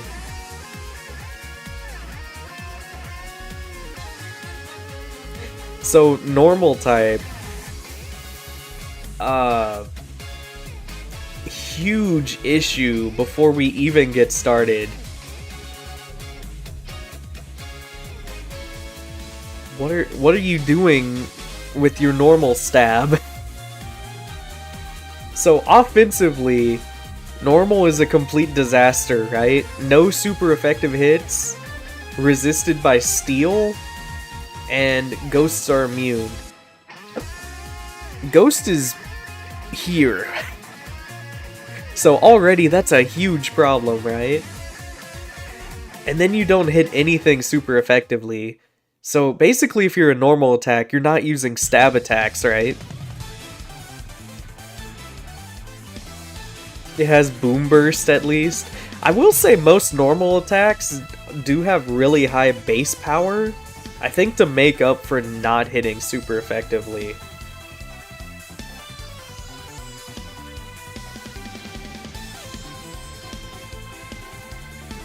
Also, and I'm not asking for them to change the typing on this move, but does anybody find it weird that Facade is a normal attack?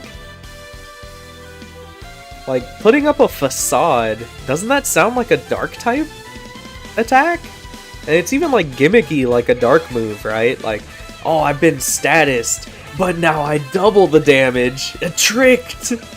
Like, it sounds like a dark type effect, right? It's weird to me that Facade's a normal move. At least you have return for stab, right? Oh. Defensively, normal isn't that bad. You're only weak to fighting, and you're immune to ghost. Oh, I didn't mean to do that. There we go. Ghost is right here. So, being immune to ghost, pretty good.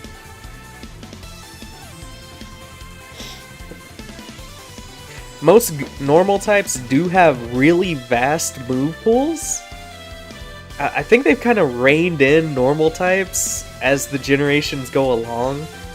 Like, most modern normal types don't really have the moves, which means they're really bad, but like older normal types, like Snorlax for sure back in the day was destroying everything. And then like in game there's like the classic like Guts Raticate, who gets like a lot of random physical moves boosted by Guts that you can use to kind of carry your way through some harder bosses. Competitively speaking, there's not a lot of normal types you want to use. I think the big buff to normal is like the defensive uses. There's not any resists, but again, immune to ghost is great. And you're only weak to fighting? Hey, is there a type that's immune to fighting? I wonder if a normal ghost Pokemon would be pretty good. Anyways, normal.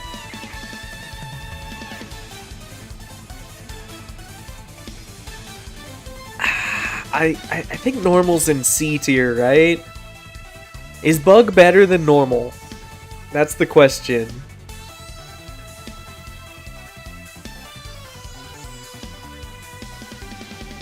Yeah, I moved bug type up for the pod.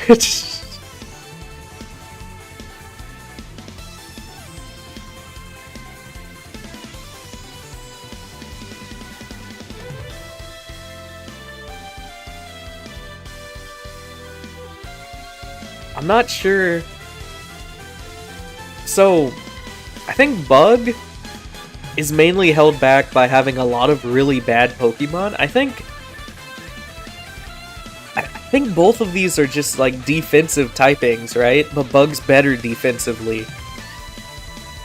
So I think I'm gonna leave it like this. I think normal's worse than bug, right? Bug over normal? Okay. Oh no.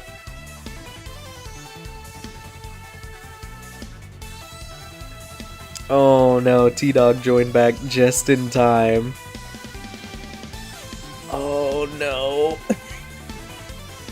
Alright, I gotta be nice. I gotta be nice to poison types. So, for some reason, poison is like beloved by a ton of people. Like a lot of my friends. I don't know why. Is poison like that exciting?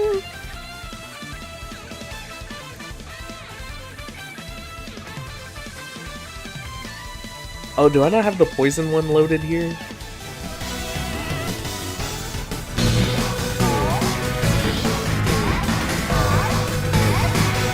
Dogas. Poison in S tier? Nah. So, benefits of being a poison type. You're immune to toxic. You're also immune to poison, but nobody uses like normal poison. You can't miss toxic. And that doesn't mean like toxic is like 100% accurate. That means you can't miss. If you click toxic, unless the Pokemon is like using protect, I'm pretty sure it just hits. You can toxic like Giratina in the invulnerable turn of Shadow Force. Like really weird situations where you definitely shouldn't be able to hit toxic, you can. A nice kind of fringe benefit of poison is when a poison type that's grounded hits the field, it sucks up toxic spikes. That doesn't happen a whole lot because of the like field hazards. Toxic spikes are probably the most useless. You think the semi-invulnerable toxic interaction got patched out? Did it? I think it talked about it on the wiki. Let's check the wiki real quick.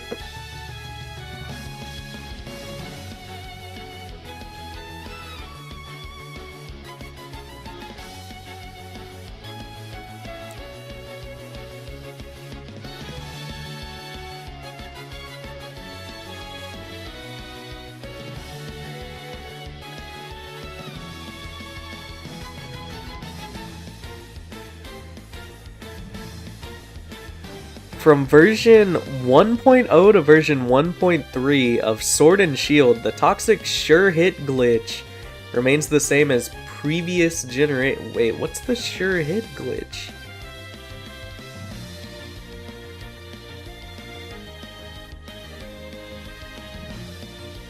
Wait, is it a glitch that toxic always hits?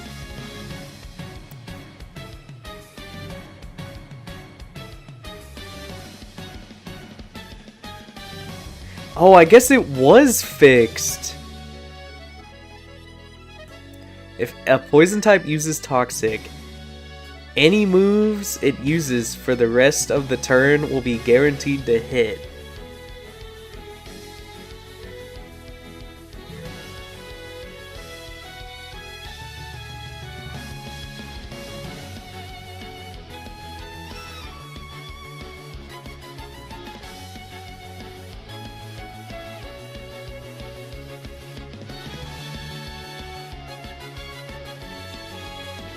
Okay, I don't see how useful this would be.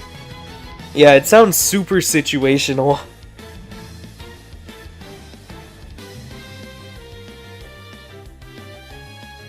So anyways, all that to say, Toxic is 100% accurate on poison types. Now, before Sword and Shield, it was like infinite accuracy, super infinite accuracy. And on every other Pokemon, Toxic's 90% accurate. So you might miss Toxic on like Quagsire. Uh-oh. And you resist U-turn. U-turn, once again, great move. The negatives of being a poison type.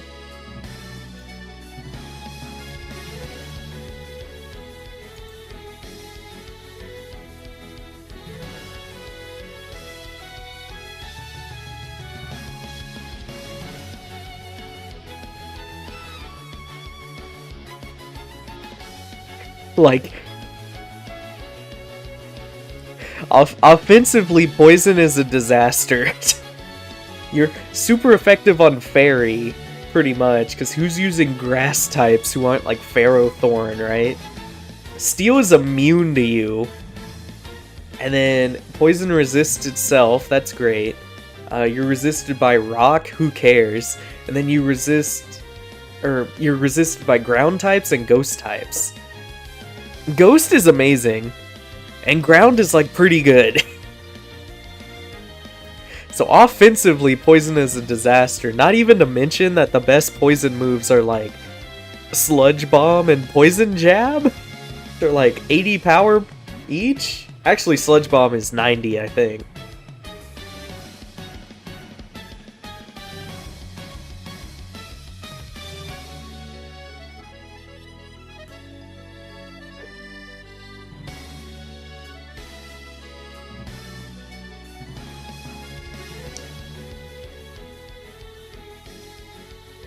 Gunk Shot? Oh yeah, I forgot about Gunk Shot.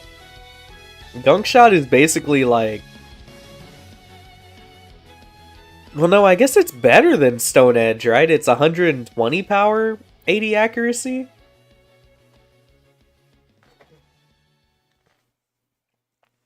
Yeah, Poison moves are basically used as coverage on Dragon types to hit fairies.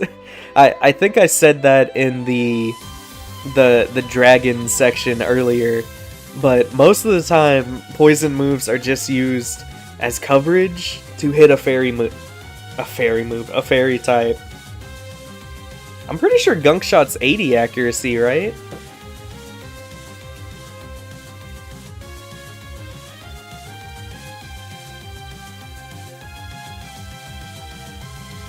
Yeah, 120 power, 80 accuracy.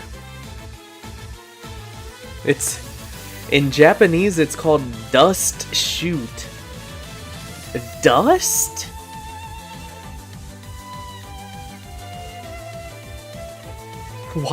Why Dust Shoot? Isn't the animation like throwing a garbage can in one chin? What does that have to do with dust? Oh, it got buffed from 70? Hold on. Gunk Shot deals damage, has a 30% of poison. Accuracy was changed from 70 to... Yeah, okay, so it used to be 70. So it used to be a complete disaster, and now it's like, okay. I think I would still rather use, like, Poison Jab on most Pokemon. Unless I'm like... I don't know, like Coil Arbok?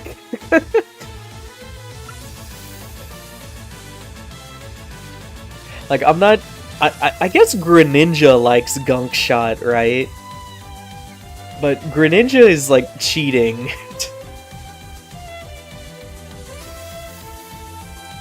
Anyways, poor offensive stab, and you're weak to Earthquake. It's weak to Psychic, but, like... Does that matter? We're about to talk about Psychic. I think Psychic is, like, giga nerfed. Like, does anybody use Psychic moves? You used Coil, Gunk Shot, Arbok, and Gen 7 Ubers?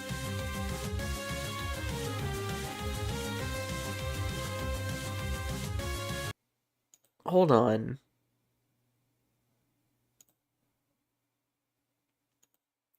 Hold on.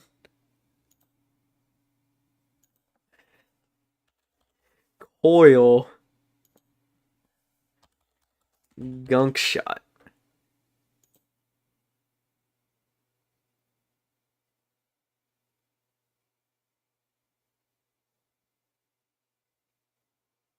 Yeah, I guess Arbok is the best Coil Gunk Shotter. I was about to be like, why didn't you use this Pokemon? But I think I'd rather use Coil Gunk Shot Arbok than Coil Gunk Shot Seviper.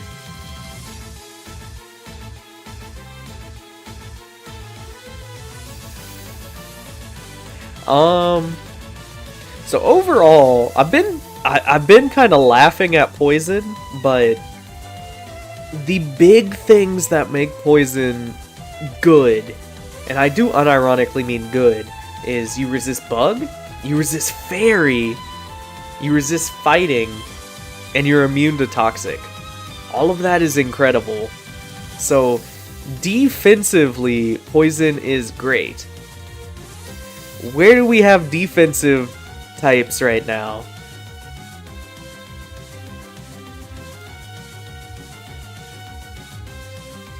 However, I am going to bump it up to B tier. I do think Poison... Defensively, Poison, I think, is only really outclassed by one other type. Well, actually, I don't know. I feel like Water...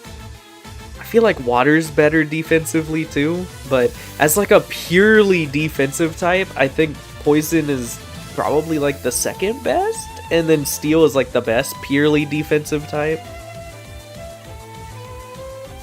Oh my lord. I put it in B tier. Realistically, I want to put it at the top of C. I moved it up for you.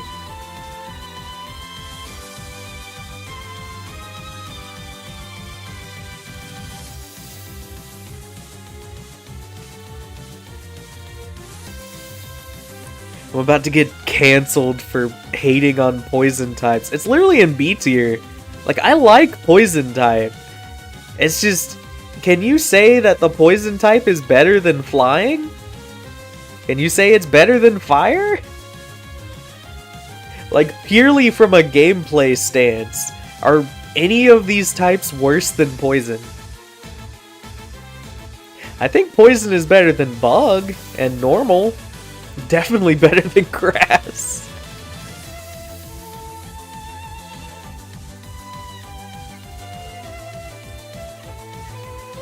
Oh wait, if I see a really good defense, I might, like, bump it ahead of, like, Flying.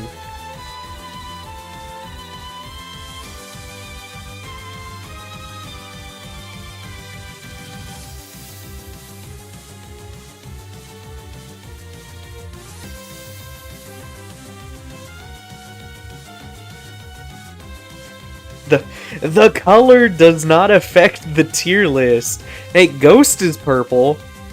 Ghost is purple, it's an S tier.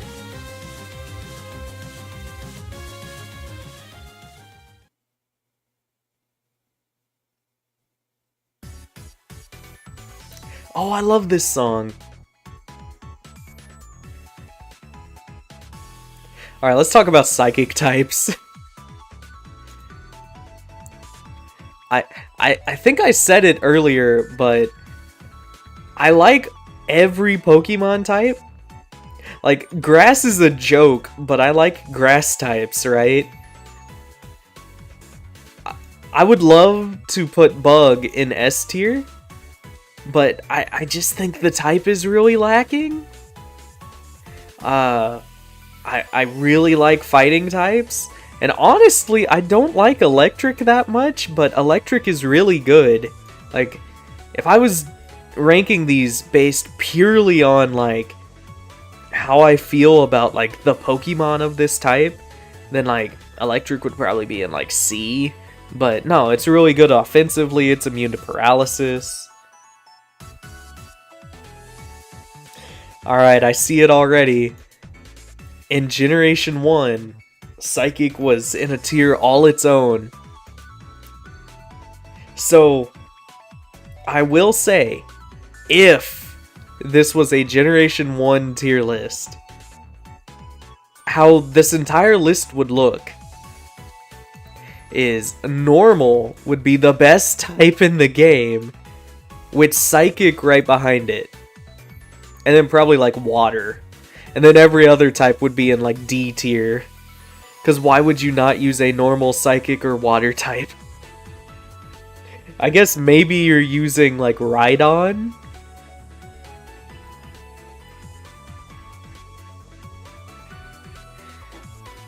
Fortunately, we're not talking about Gen 1, so let's talk about modern Psychic.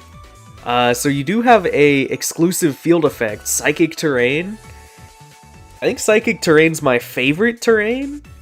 So it boosts Psychic type attacks, and you're immune to priority. So if you remember, with Dark types, Dark is immune to Prankster, like naturally.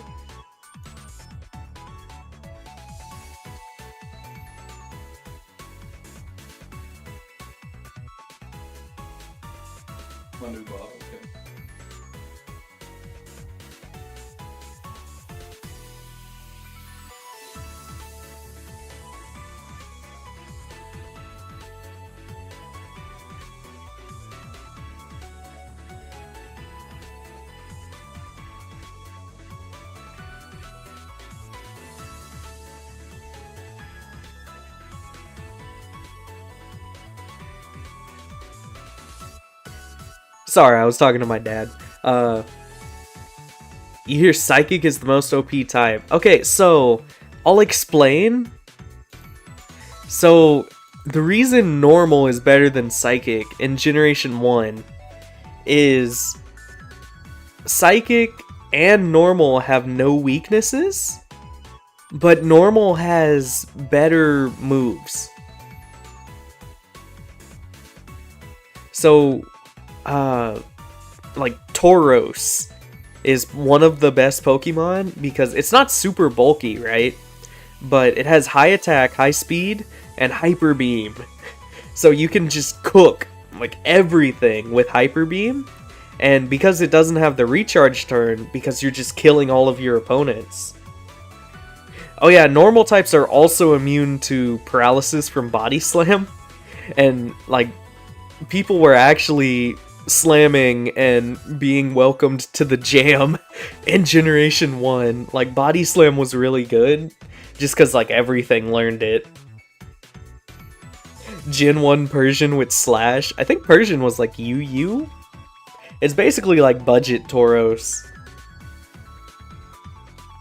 The big thing with, like, Psychic types in Generation 1 was the special stat, which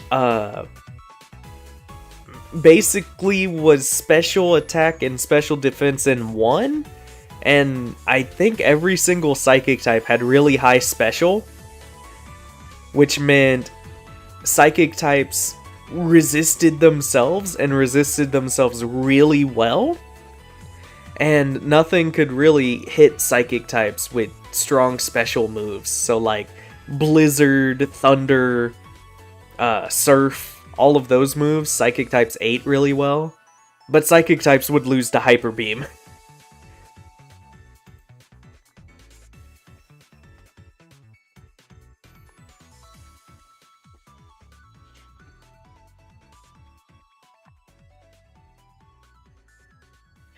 So I guess we'll talk about modern Psychic now. I talked a little bit about Psychic Terrain. So Dark types that we talked about before are immune to the priority of Prankster naturally. So Psychic types are immune to all priority when Psychic Terrain is up. And it's not just Psychic types, it's like every Pokemon gets that buff. But also Psychic types get a stab buff on Psychic Terrain. So, hey, not bad. Psychic Terrain is my favorite terrain to use. I think Gen 8 and Gen 9, I ran a lot of Psychic Terrain teams. They're really fun. I think most recently I had a Sharpness Gallade, like Scarf Gallade, that would just kind of blow through things with like Sacred Sword and what's that move? Psycho Cut?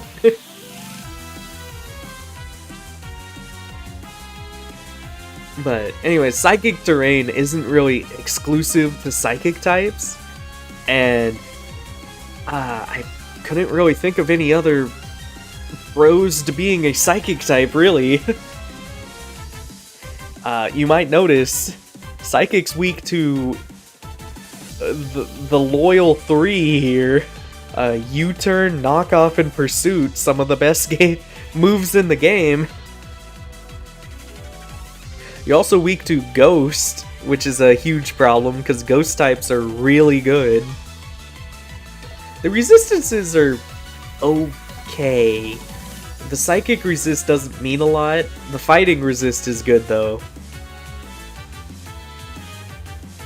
Then also Psychic itself isn't resisted by a lot of stuff. The big problem is the Dark immunity. Just because Dark types are so good that your opponent probably has at least one.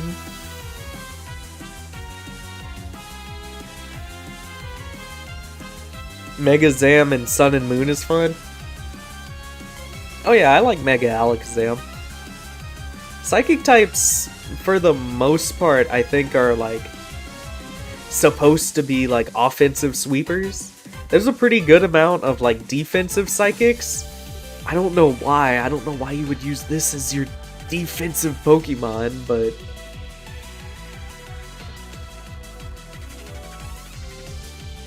so I'm kind of struggling with Psychic. Is Psychic, like...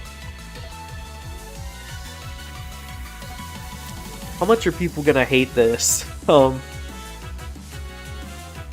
Is Bug better than Psychic? Just... Below Poison? Is Psychic better than Bug? Nah. Okay, I'll put it above Bug.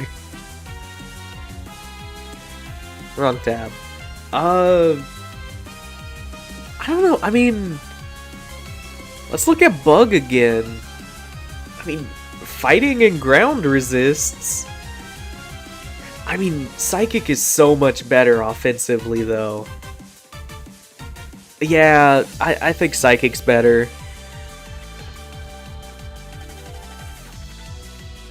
I think this is pretty fair, right? Top of C. I don't think Psychic's good enough these days to hit B tier. Like, all of these types have like a benefit to being that type, right? Ground is immune to electric, Poison never misses toxic, Flying is immune to ground, Fire has sun. I mean, I guess Fighting is just really strong, right? But it's... I don't feel like Psychic has any, like, big advantage. Also, Psychic moves aren't that great. Like, the best physical Psychic move is, like, Zen Headbutt. And the best special Psychic move is Psychic, which is only 90 power. Like, it's the electric problem all over again, but electric has, like, defensive properties. Oh, Psychic Fangs. That's right. Psychic Fangs isn't that bad. It's what, like 85 power? Pretty solid. I think Metagross learned Psychic Fangs now, right?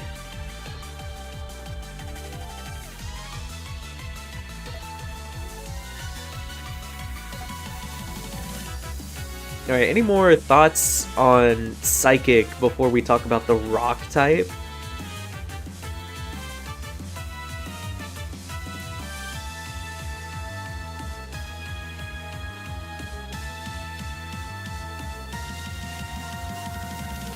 I feel like we've kind of said all we can say about Psychic.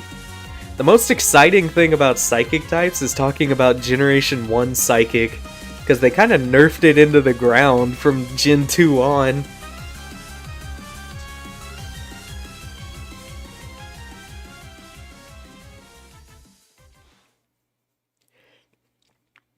I think the biggest nerf to Psychic, realistically, is the Pokédex getting bigger.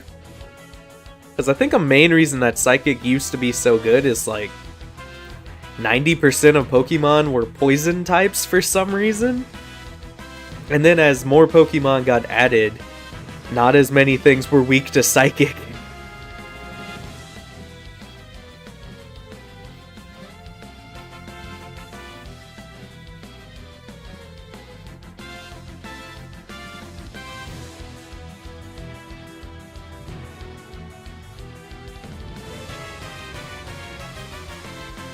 Also, no good bug moves. Yeah, that's true. Now Bug has... I mean, I keep talking about U-turn. U-turn's a big deal. But Bug also has, like, buffed Leech Life, X-Scissor, Bug Buzz. Plenty of moves to actually hit Psychic types with, along with, like, Ghost having real moves and Dark type existing. Well, Mega Horn, but Mega Horn existed in Gen 2. It's just only Heracross got it, and Heracross was weak to Psychic.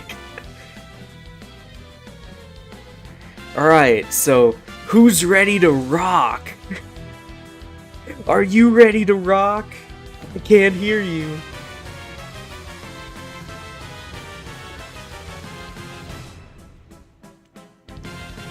So, Rock, I chose to give Sandstorm as its field effect. Sadly, you don't get a damage boost from Sandstorm. Extremely unfortunately, you don't get an accuracy buff in Sandstorm. That'd be awesome. But all you get is a special defense boost. We all know Res is a good stat, right? Ooh.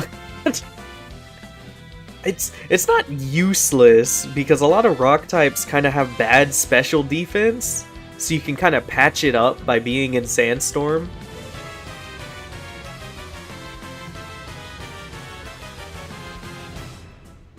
There's also ghosts who aren't weak to Psychic. Well, you have to remember that in Generation 1, ghosts didn't have offensive moves. Well, I guess there was Lick, but Ghost was immune to Psychic by accident, and also there weren't, like, real ghost moves to use.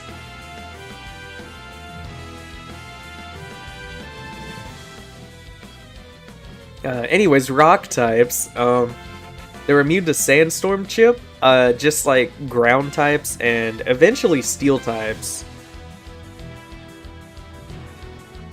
Which, again, is useful for, like, a defensive rock type.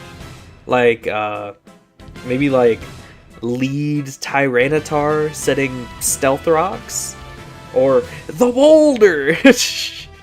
I don't think the Boulder is, like, defensive, but it likes not taking damage from Sandstorm.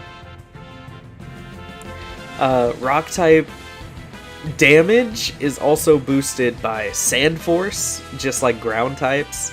And Rocky Payload?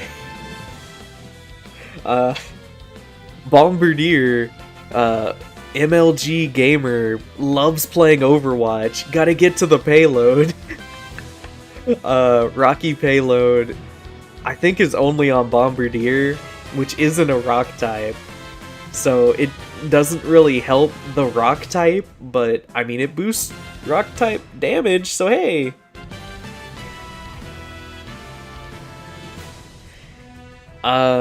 Negatives for rock.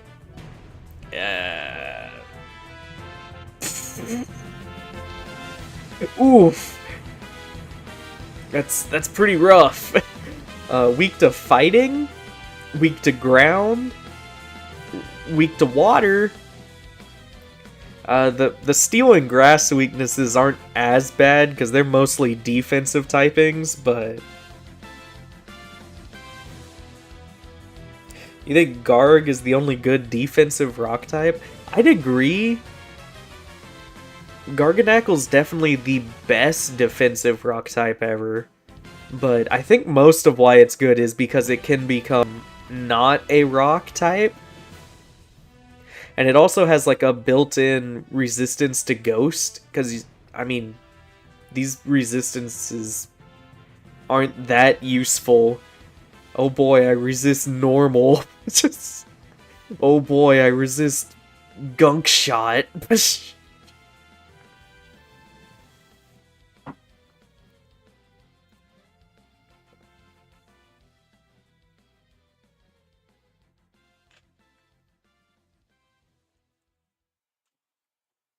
Alright, so let me think.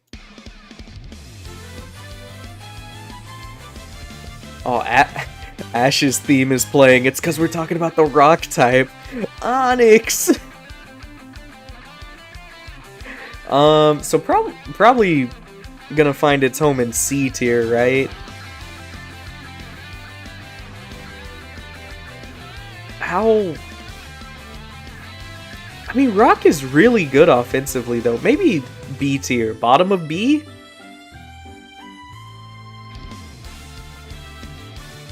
Defensively, it's kind of like better ice type, I would say. It has real resistances, and it's really good offensively.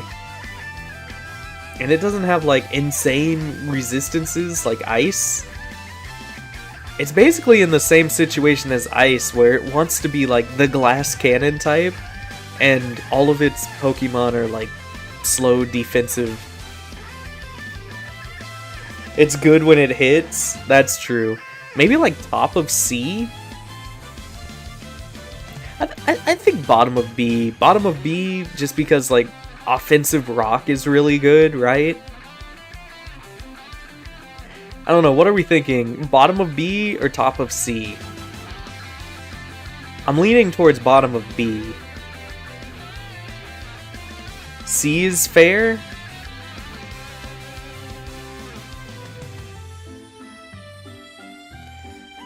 I want to get like one more opinion. Ash, are you still here? Ash, what do you think about the rock type?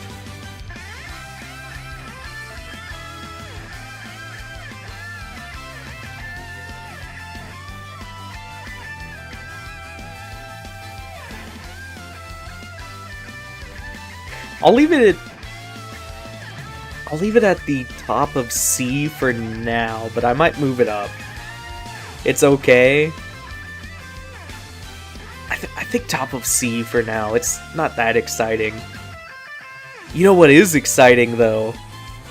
It's the best type in the game!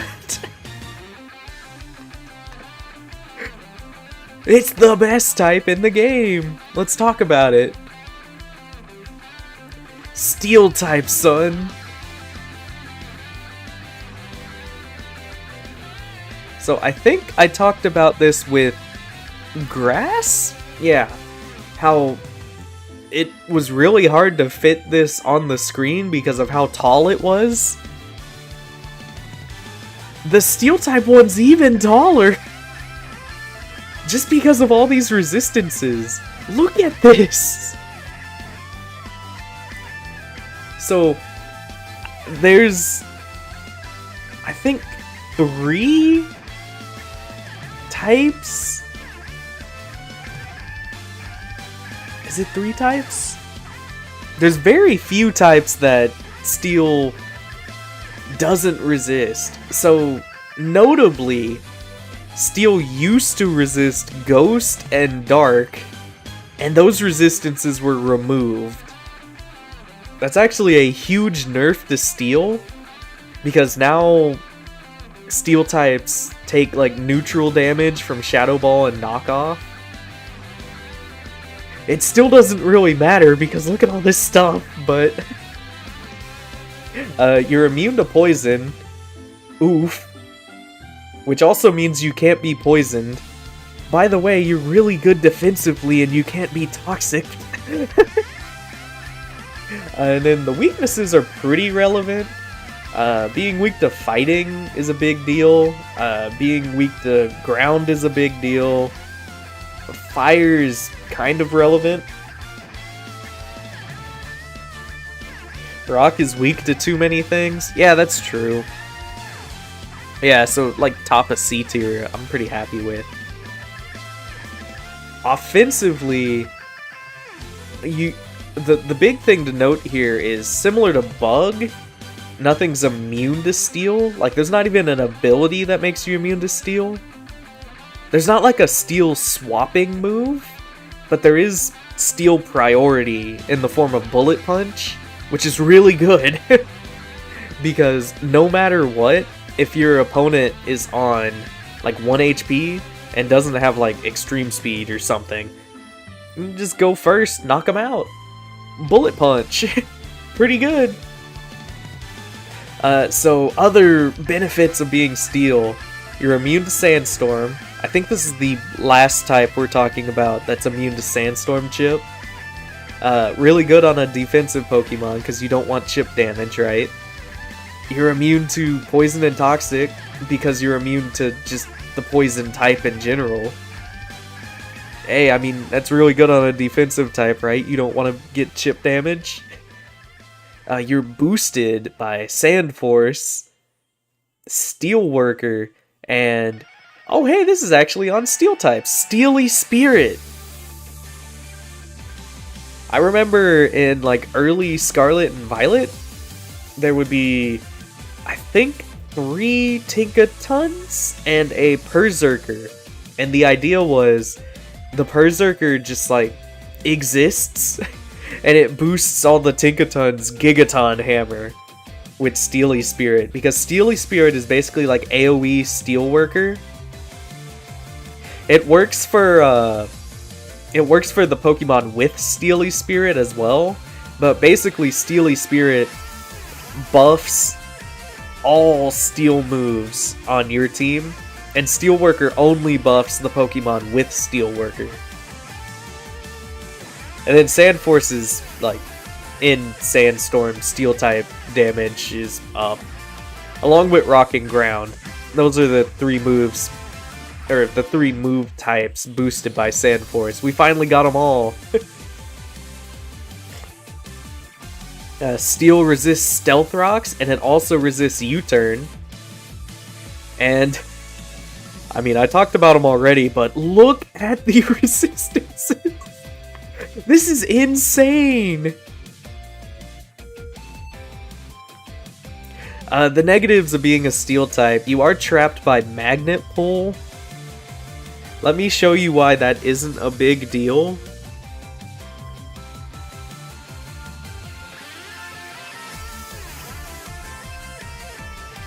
So, being trapped by Magnet Pull, are any of these things gonna threaten a Steel type? Magnezone used to be threatening. It still is for like Skarmory, because it can zap it with like an electric move, but like besides that, I guess you can body press with Magnezone, but it really misses having Hidden Power Fire. Probopass is horrible. Meltan is... I mean, I don't want to say horrible, but I mean, it's like a baby Pokemon. Nosepass is horrible. Magneton is okay, but it misses Hidden Power Fire. Baby. Jokes. You're not using Magnet Pull on a Alolan Golem anyways, you're using like Galvanize Explosion. So, anyways, Magnet Pull isn't a negative because there's only one Pokemon with Magnet Pull as an ability, and what is it doing to your Steel type except like tickling it with like Thunderbolt? Yeah, and a lot of steel types have ground coverage anyways, so you try to trap it with your Magnezone and you get like destroyed by Earthquake. Really, the big use of Magnet Pull is to counter my favorite Pokemon of all time, Skarmory. Just because Skarmory's weak to electric, and Magnezone is the main Magnet Pull Pokemon, which does have stab electric moves. So the main like meta with Magnet Pull is Skarmory comes in to like set hazards, Magnezone comes in, and then Skarmory is like, uh-oh, I'm trapped. Oh, but he has the Shed Shell that you can swap out anyways. So you swap into like a counter for Magnezone, right? But uh-oh, Magnezone has Volt Switch. But you swapped into your ground type, so Magnezone's dead anyways. Also, you're weak to Earthquake. That was like the big thing from here. I guess being weak to close combat and like fire, like sun boosted fire moves isn't great either. But most types, when you pair it with Steel, take care of these weaknesses. Interestingly enough, the Bug type is one of the best types to pair with Steel, because then you're literally only weak to fire. And like ground and fighting as like coverage moves are pretty common. Fire moves, not as much. Like things will run fire as coverage, but not as often as say like Earthquake or close combat. Well, I don't know if anybody uses close combat as coverage, but like Brick Break, I guess. Anyway, Steel's the best type.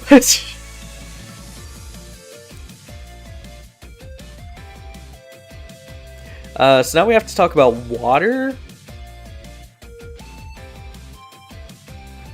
And I guess we'll go over the properties of water before I decide if water goes at the top of A or above dark in S. Because it's either going to be this or this. I'm just not sure yet. Tentatively, I'm going to put it here. But we'll decide.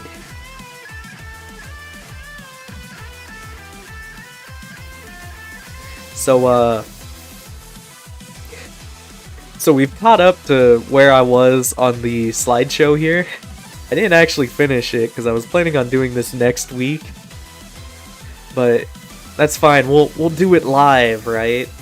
So the field effect is rain. Rain is the best weather. Hurricane becomes perfectly accurate. Thunder becomes perfectly accurate. Water type moves are buffed.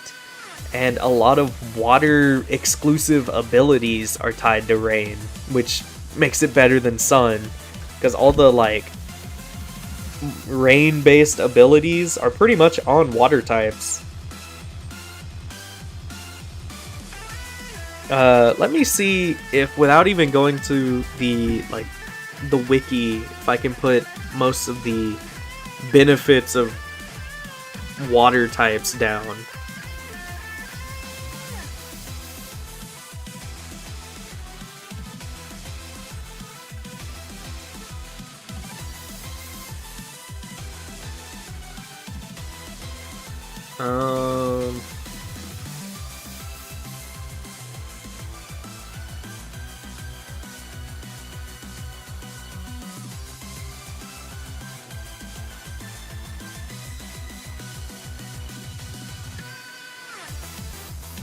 Is stab surf a plus? I don't really feel like it, right?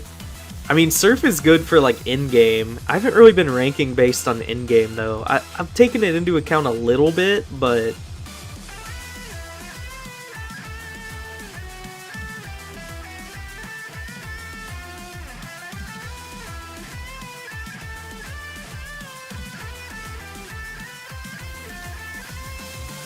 well, yeah, I guess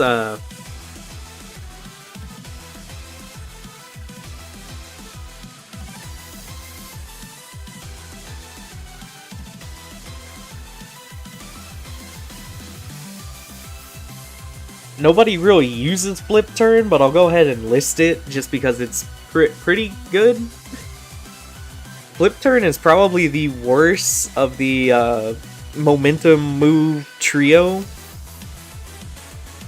Flip Turn, I think, is only 60 power, probably because you can power it up with Rain.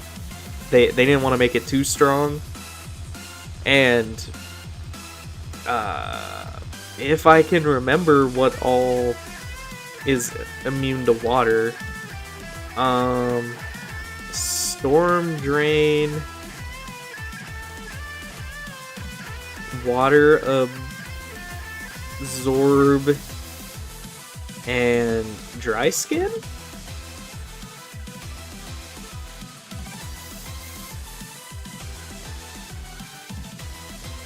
Is that all the abilities? I think that's everything that's immune to water, right?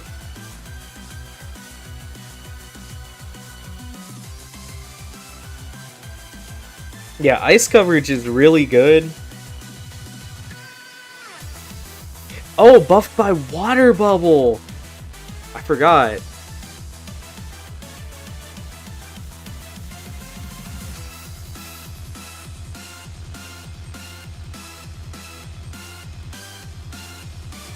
Arachnid fans, rise up! Your Water Bubble!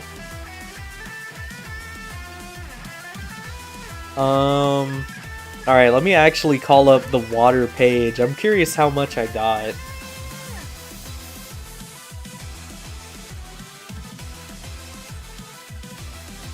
Alright, so let me see how I did. During rain or heavy rain, the power of water moves is increased 50%. During harsh sunlight, water is decreased 50%. And during extremely harsh sunlight, water moves will fail. Oh, I forgot about the primal abilities.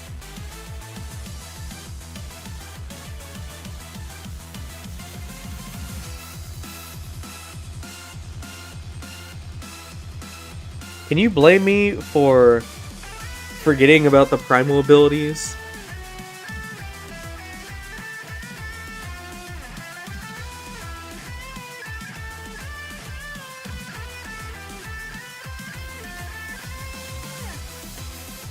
What was the other thing?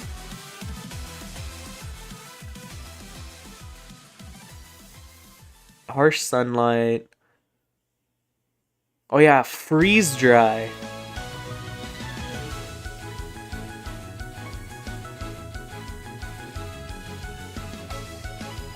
So I think this is the only move that works like this, right? But there's an ice move called freeze dry that just has the benefit of being super effective on water. I don't think there's another move that like specifically targets like one type. I don't know why that's a thing. I guess just because water's really good, but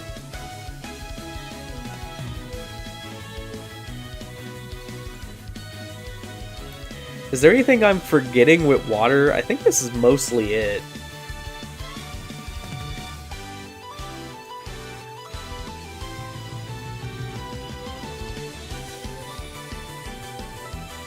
I can't really think of any other major benefits of being a water type.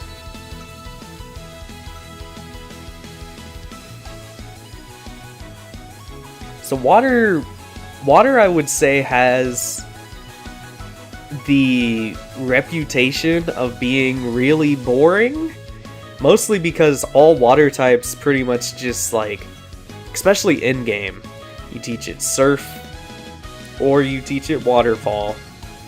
And then you just use your strong water move and beat your opponents. And that's all you do. There's not really anything more exciting about using a water type. Pretty much every water type in-game plays the same. I would say overall there's a good variety of water types. Probably because 15.51% of all Pokemon are water type, making it the most common of the 18 types among Pokemon, with normal coming in at second. But Yeah, there is a like good variety of different types of Pokemon in the water type. So if you need like a defensive water type, it exists. If you need an offensive water type, it exists. If you need like a mixed attacker, I don't know why, but it exists. You get like slow, bulky attackers. Water is so common that you can probably find a water type that'll fit snugly into your team.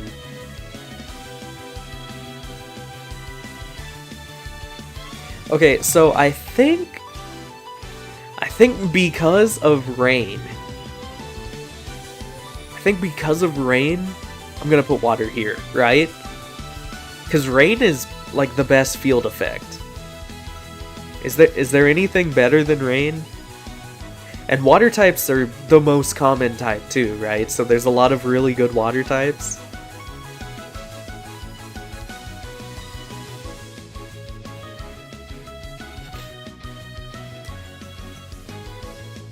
Agreed, excellent.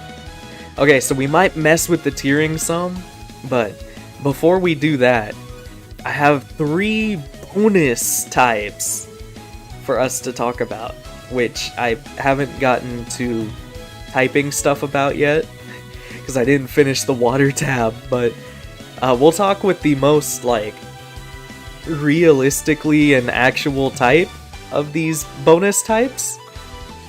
The Stellar Terra type, which I think is the most useless mechanic ever added.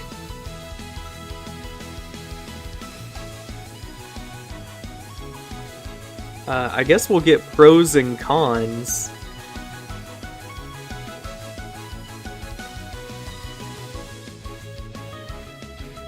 So, offensively, you deal super effective damage to any Pokemon who's terastallized. I mean, that's pretty good in Generation 9, because at least one Pokemon's gonna be terastallized, right?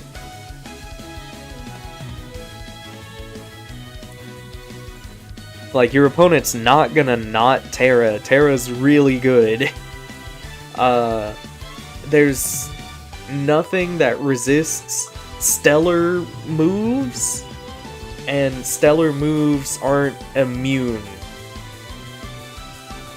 I think the only, like, stellar type moves are, like, Stellar Terra Blast and, Terrapagos? That's its name, right? The thing that I soft-locked? Terrapagos's PK Starstorm. I think those are the only stellar type moves. So I guess the pro is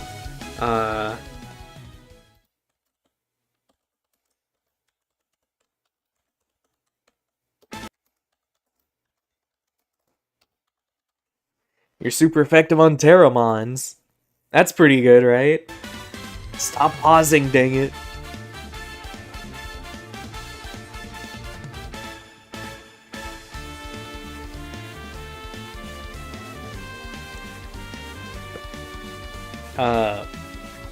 I think... So I'm not sure if I want to list this as a pro or a con, so I think I'm going to bring back the confusion status here, and I'm going to put Terra Blast lowers stats.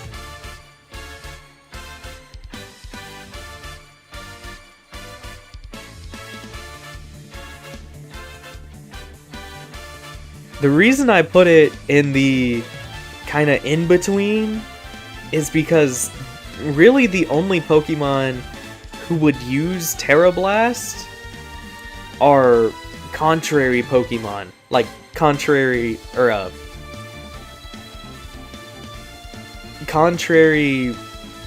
Terra Stellar Pokemon are like the only ones who would use Terra Blast as like a stellar move. Most other Pokemon would probably like Terra into a good coverage type. But if you're like superior, then you want the contrary boost, and it's actually pretty good coverage because you're stuck with like Leaf Storm and like Dragon Pulse. Ugh. How much does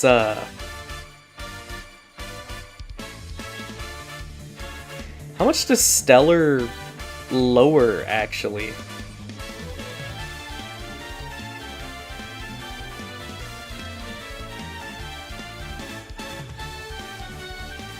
It lowers attack and special attack one stage.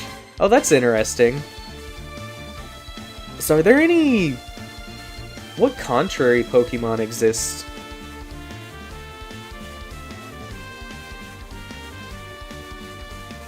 Man, I will learn how to type eventually. There we go, contrary.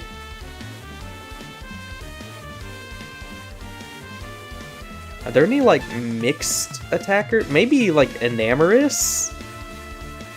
I think Enamorous is kind of a mixed attacker, right? So you can run, like, mixed Enamorous and do, like, Moonblast, Superpower, Terra Blast? Something like that? Kinda good. I think Lurantis would only go physical. Malamar would probably go physical. Superior special, for sure. And then these are like memes.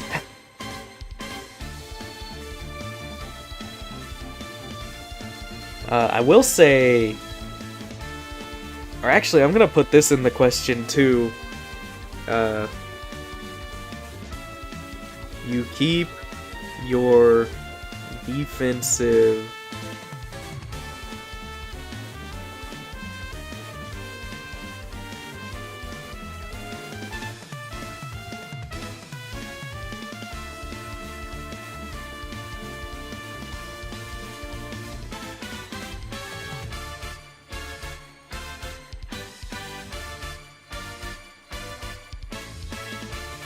So I'm not sure if this is a pro or a con either, but you keep the defensive like resists here from your base type. So say you're like a water type and you go Stellar Terra, you still resist water, grass, and dragon.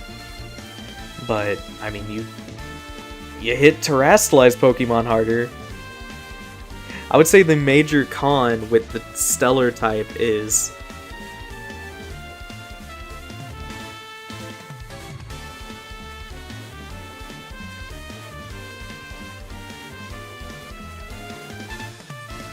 the main negative is, why are you using this? Like, the only reason you're using Stellar type is because you're like contrary Enamorous. And you want to up your damage. Like, I really can't think of a better use for Stellar type other than contrary Pokemon. I guess, what's its name? I literally just said its name, the turtle. Terrapagos. I guess it really likes it.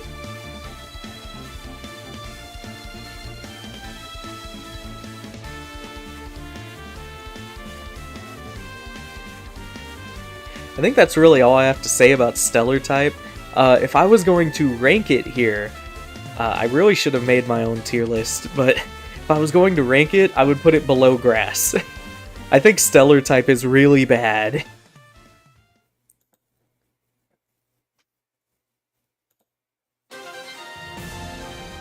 So next we'll talk about being typeless, which, it's kind of weird that I'm talking about this, but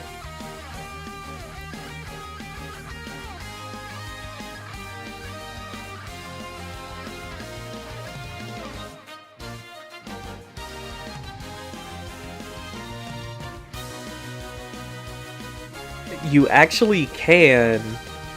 The main reason I'm talking about typeless is you actually can use a typeless Pokemon.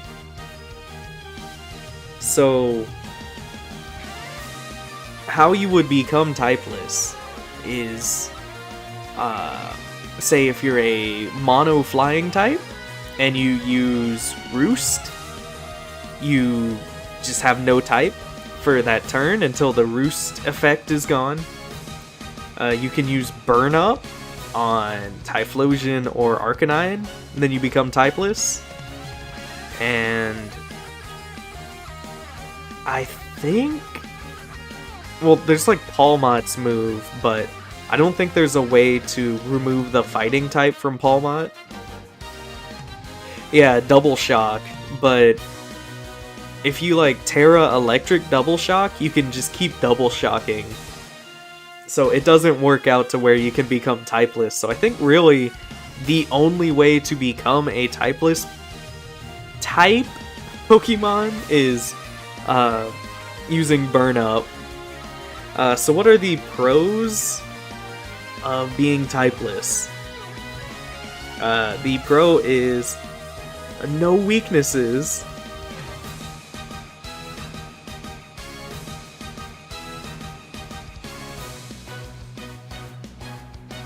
So no weaknesses, that means you're invincible, right?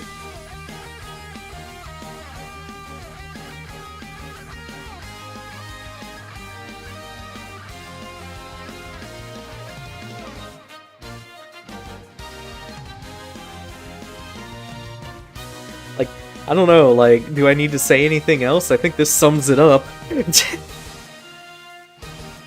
Having a type is really useful. Oh yeah, I guess also along with this, another con is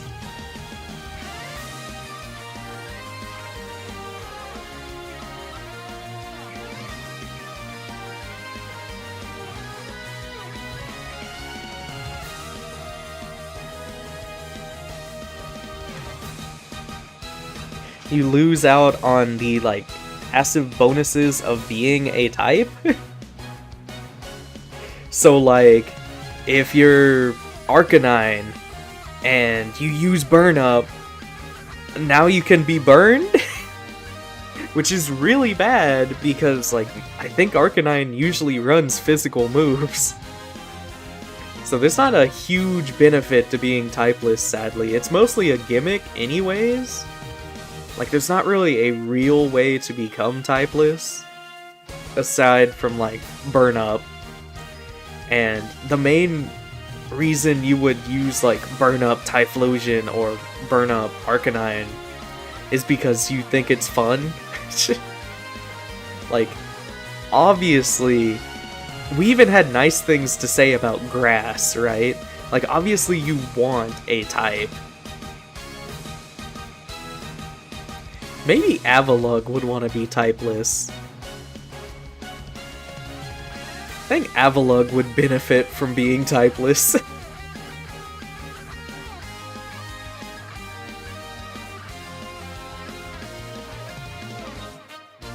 I don't know, I think that's all I have to say about the typeless type. So now this is the biggest stretch I have on the list, but I chose to categorize this as a type. It's time to talk about shadows. So, fun fact, let me make sure I have my fact correct before I say it.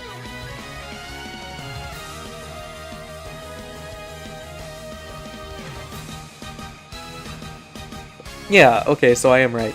So in Japanese, shadow Pokemon are dark Pokemon. Of course, we already had dark Pokemon, so they become shadow for us. But I think this is the biggest stretch for calling this a type. This isn't really a type, it's more of a, like, gameplay mechanic, but it kind of acts like a type, at least in, like, XD, so we'll kind of talk about it like it is a type. So let me make sure I have this correct before I put this in, because I mostly know Shadow Pokemon from Go,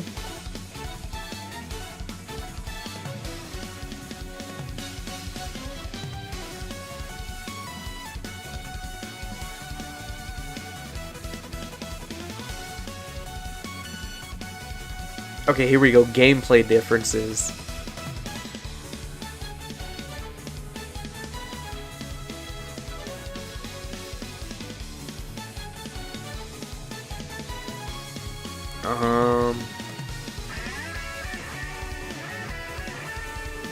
Okay, so I might just be reading too fast, but do Shadow Pokemon not get a damage boost?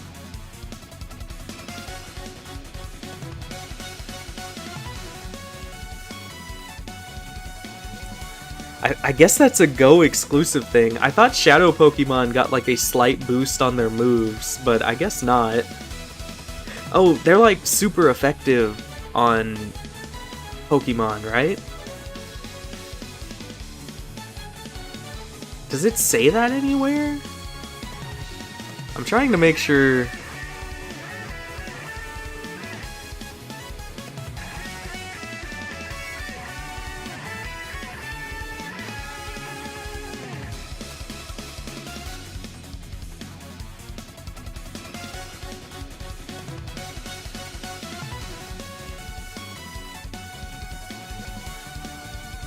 Maybe Shadow Boost? Oh, no, that's not what I want.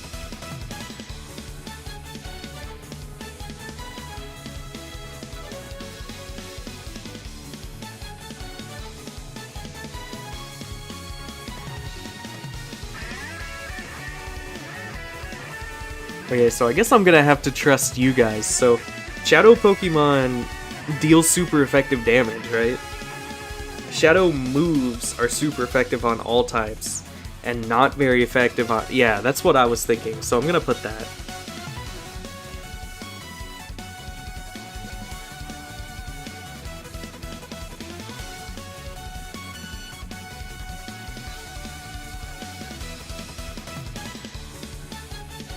That actually is a pretty decent pro, because if you think about it, it's super effective, like, one time super effective on a type, right? So what if you have two types? Then it's 4 times effective, right? So it actually kind of gets the ball rolling, especially if you're using, like, a decent shadow move. So what's the negatives of using a shadow Pokemon?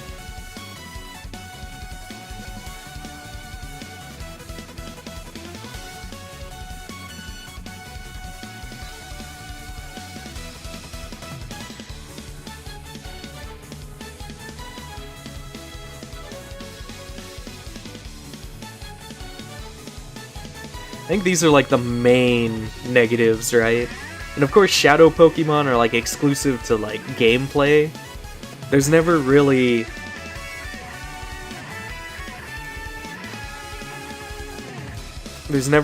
like a competitive meta with shadows in it, unless you want to count like Go, but...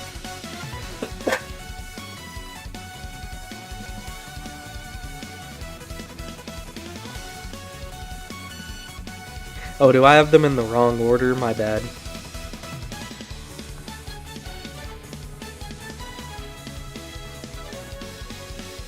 So I'll explain this. So Shadow Pokemon are exclusive to Coliseum and XD Gale of Darkness, and they're basically like a gameplay mechanic. So you catch your opponent's Pokemon, right? And all of the opponent's Pokemon that you catch are evil Pokemon that you have to purify, which means they have certain penalties to them until you purify them. So they'll enter reverse mode or hyper mode, depending on the game, where they most of the time don't listen to you. I think in Coliseum it has an upped crit rate, and then they took away the crit rate in XD, so this is purely negative in XD, and then in Coliseum it's just kind of annoying. You can't level up a shadow Pokemon, it has to be purified, and in the same vein you can't use TMs on it, so you're stuck with whatever horrible moveset they have, which, by the way, if you're a shadow Pokemon,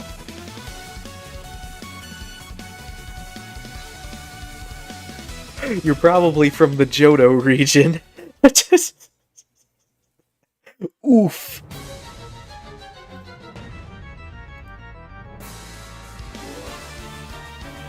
Okay, so I think I'm pretty happy with these slides, and we talked about like the 3 kind of like bonus Pokemon types.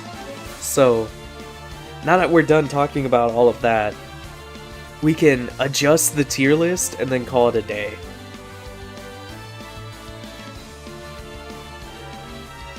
So I think we'll have a little fun.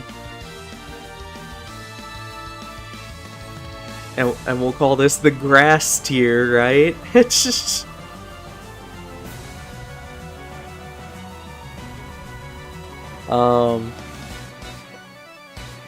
We can call this the steel tier.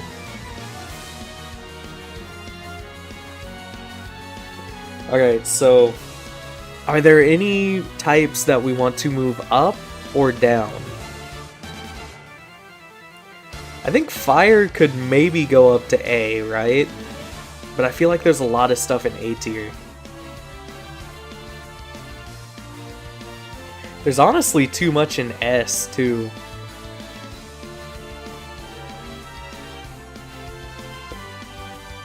I think what we might do...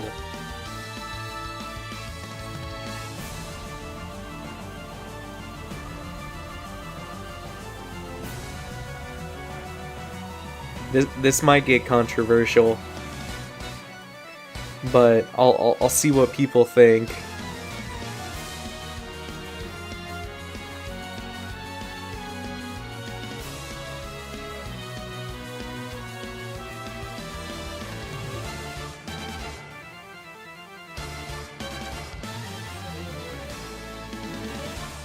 I have a feeling this is gonna get controversial.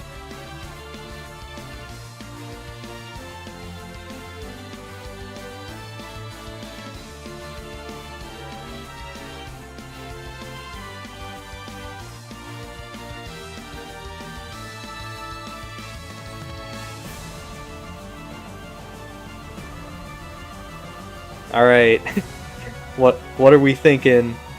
Are these takes too hot now?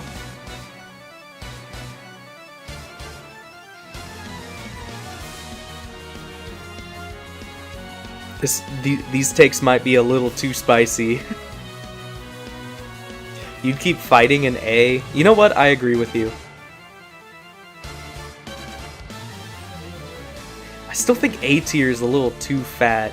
I might bump, I think I'll bump Dark type back up to S tier.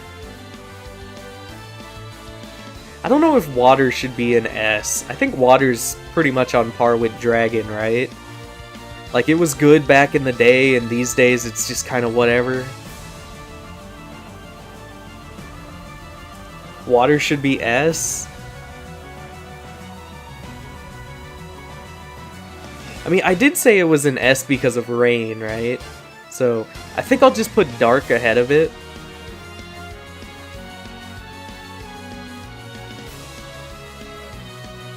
I don't know, it just feels weird that there's so many types in S tier, but I mean, like, the only one I'd consider bumping down is maybe Dark type? But Dark type's, like, really good, right?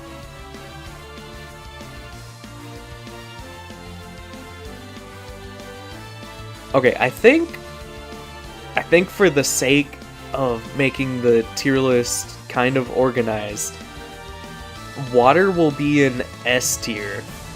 Mostly because it's the most common type, and Rain is good, and Dark will go down to A tier.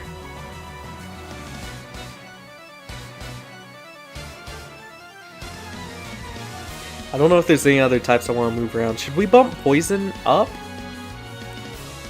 Does anybody want Poison up into B tier?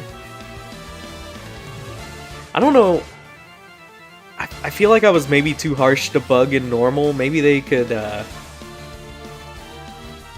maybe Bug and Psychic could swap? I think normal probably just stays in D tier, right? It's not very exciting.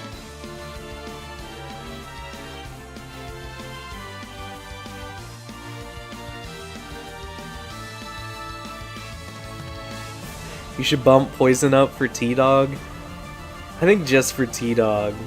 We'll put Poison in B tier, and then we'll swap Bug and Psychic. We'll have like the Gen 1 buddies here. I think Rock is better than Bug.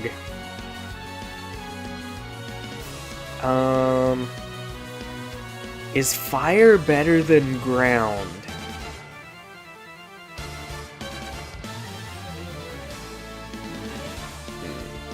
I want to say no.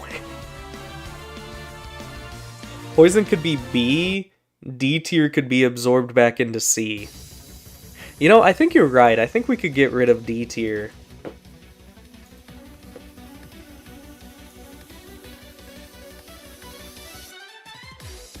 Oh, I didn't mean to do that. Hold on.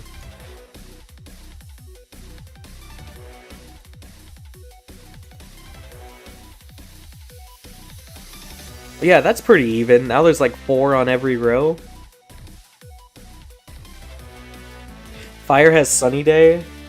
Ground is way better. I do think Ground is better.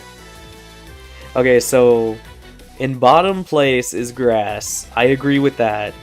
Next is Ice. I agree with that. C tier I'm iffy on. So Normal's not like that bad. Is Psychic worse than Normal? Normal doesn't get stabbed though.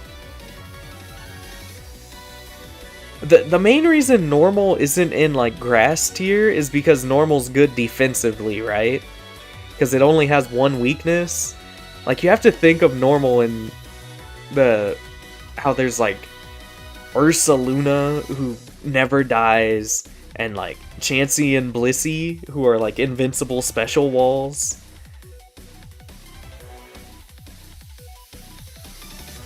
I don't know if Normal's bad enough to go into Grass tier. Normal has Otachi? Oh, that's right. No, I'm joking. I think Psychic can stay above Normal. Psychic at least has Psychic Terrain. Is Bug better than Psychic? I think C tier is the main one that I'm like super questioning. I think Rock... So Rock is definitely the best of C tier. Normal is definitely the worst. Is Bug better than Psychic? That's the big question. Is Bug better than Psychic? Bug has U-turn. I think overall Psychic Pokemon are better though, right? Like, Bug type has like Volcarona and Genesect? Scizor, I guess? But what good Psychic types are there anymore?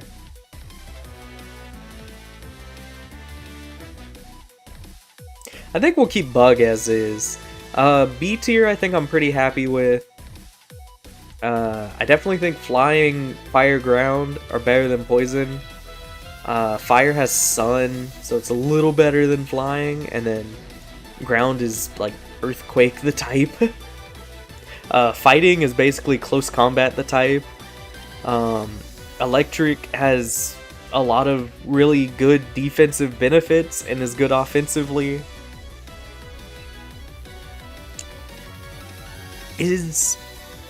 Is Dragon better than Dark? Dark is really getting beat up now that we're reevaluating the list. Is Dragon better than Dark?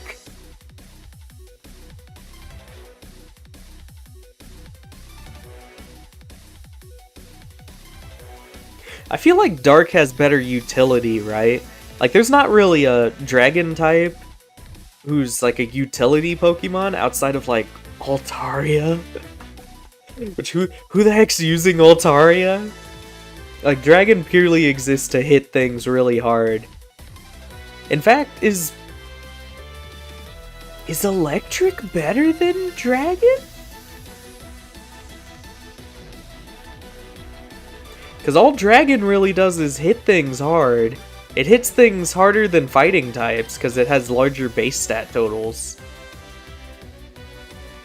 I think electric might be a little better. Like, both of these types only have one type that's immune to them. Electric has Bolt Beam. I think I'll stick with this. I think Electric's better than Dragon. Dark is definitely better than Electric.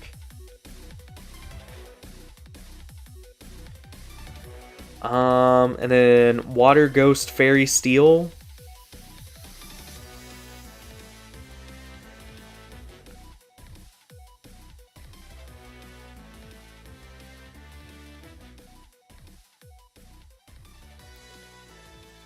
The only type Dragon is super effective on is other dragons. Oh, that's true.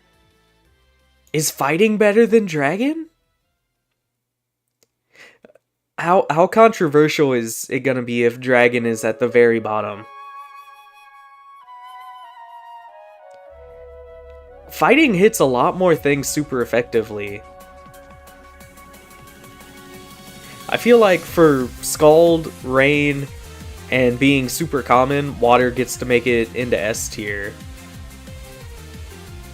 Water might be better than Ghost. Maybe? Ghost is really rare, but Ghost has a lot of useful properties. There are a lot of good dragon types, but there's a lot of good fighting types.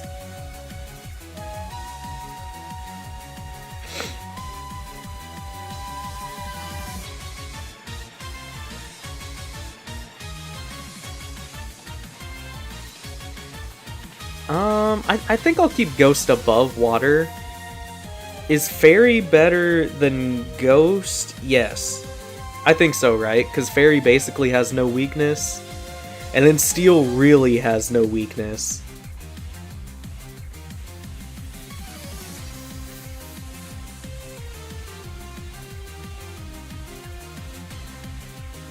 It feels a little weird putting Steel at the top when it's not really an offensive type. Like, I guess Ghost is the best balance of offense and defense, right?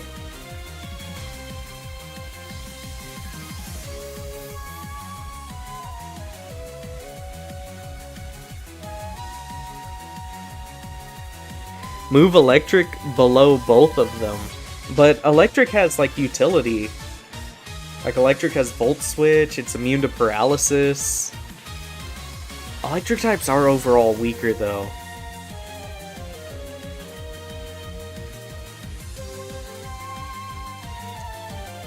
And a lot of electric types have really bad moves. You know, yeah. I think electric will go to the bottom of A. And then we'll do Dragon fighting Dark.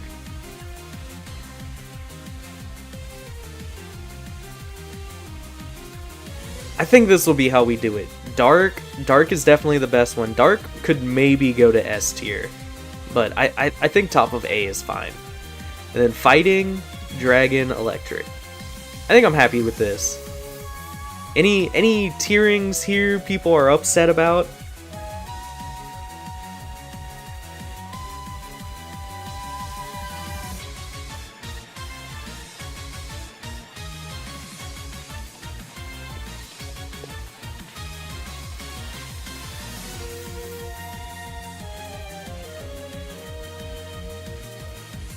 I don't think anybody's throwing a stomping tantrum, so I think we're good. I think this is gonna be the list.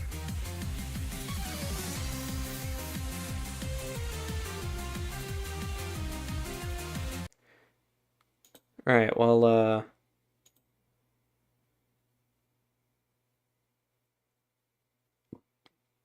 is the whole thing gonna load? There we go. I guess here's the image.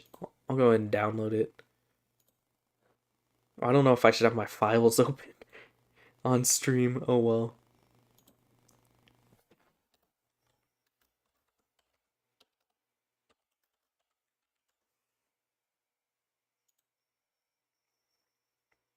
There we go. Alright, well, in the future, these will probably be a little more less off the cuff, but I hope everybody had fun doing this tier list.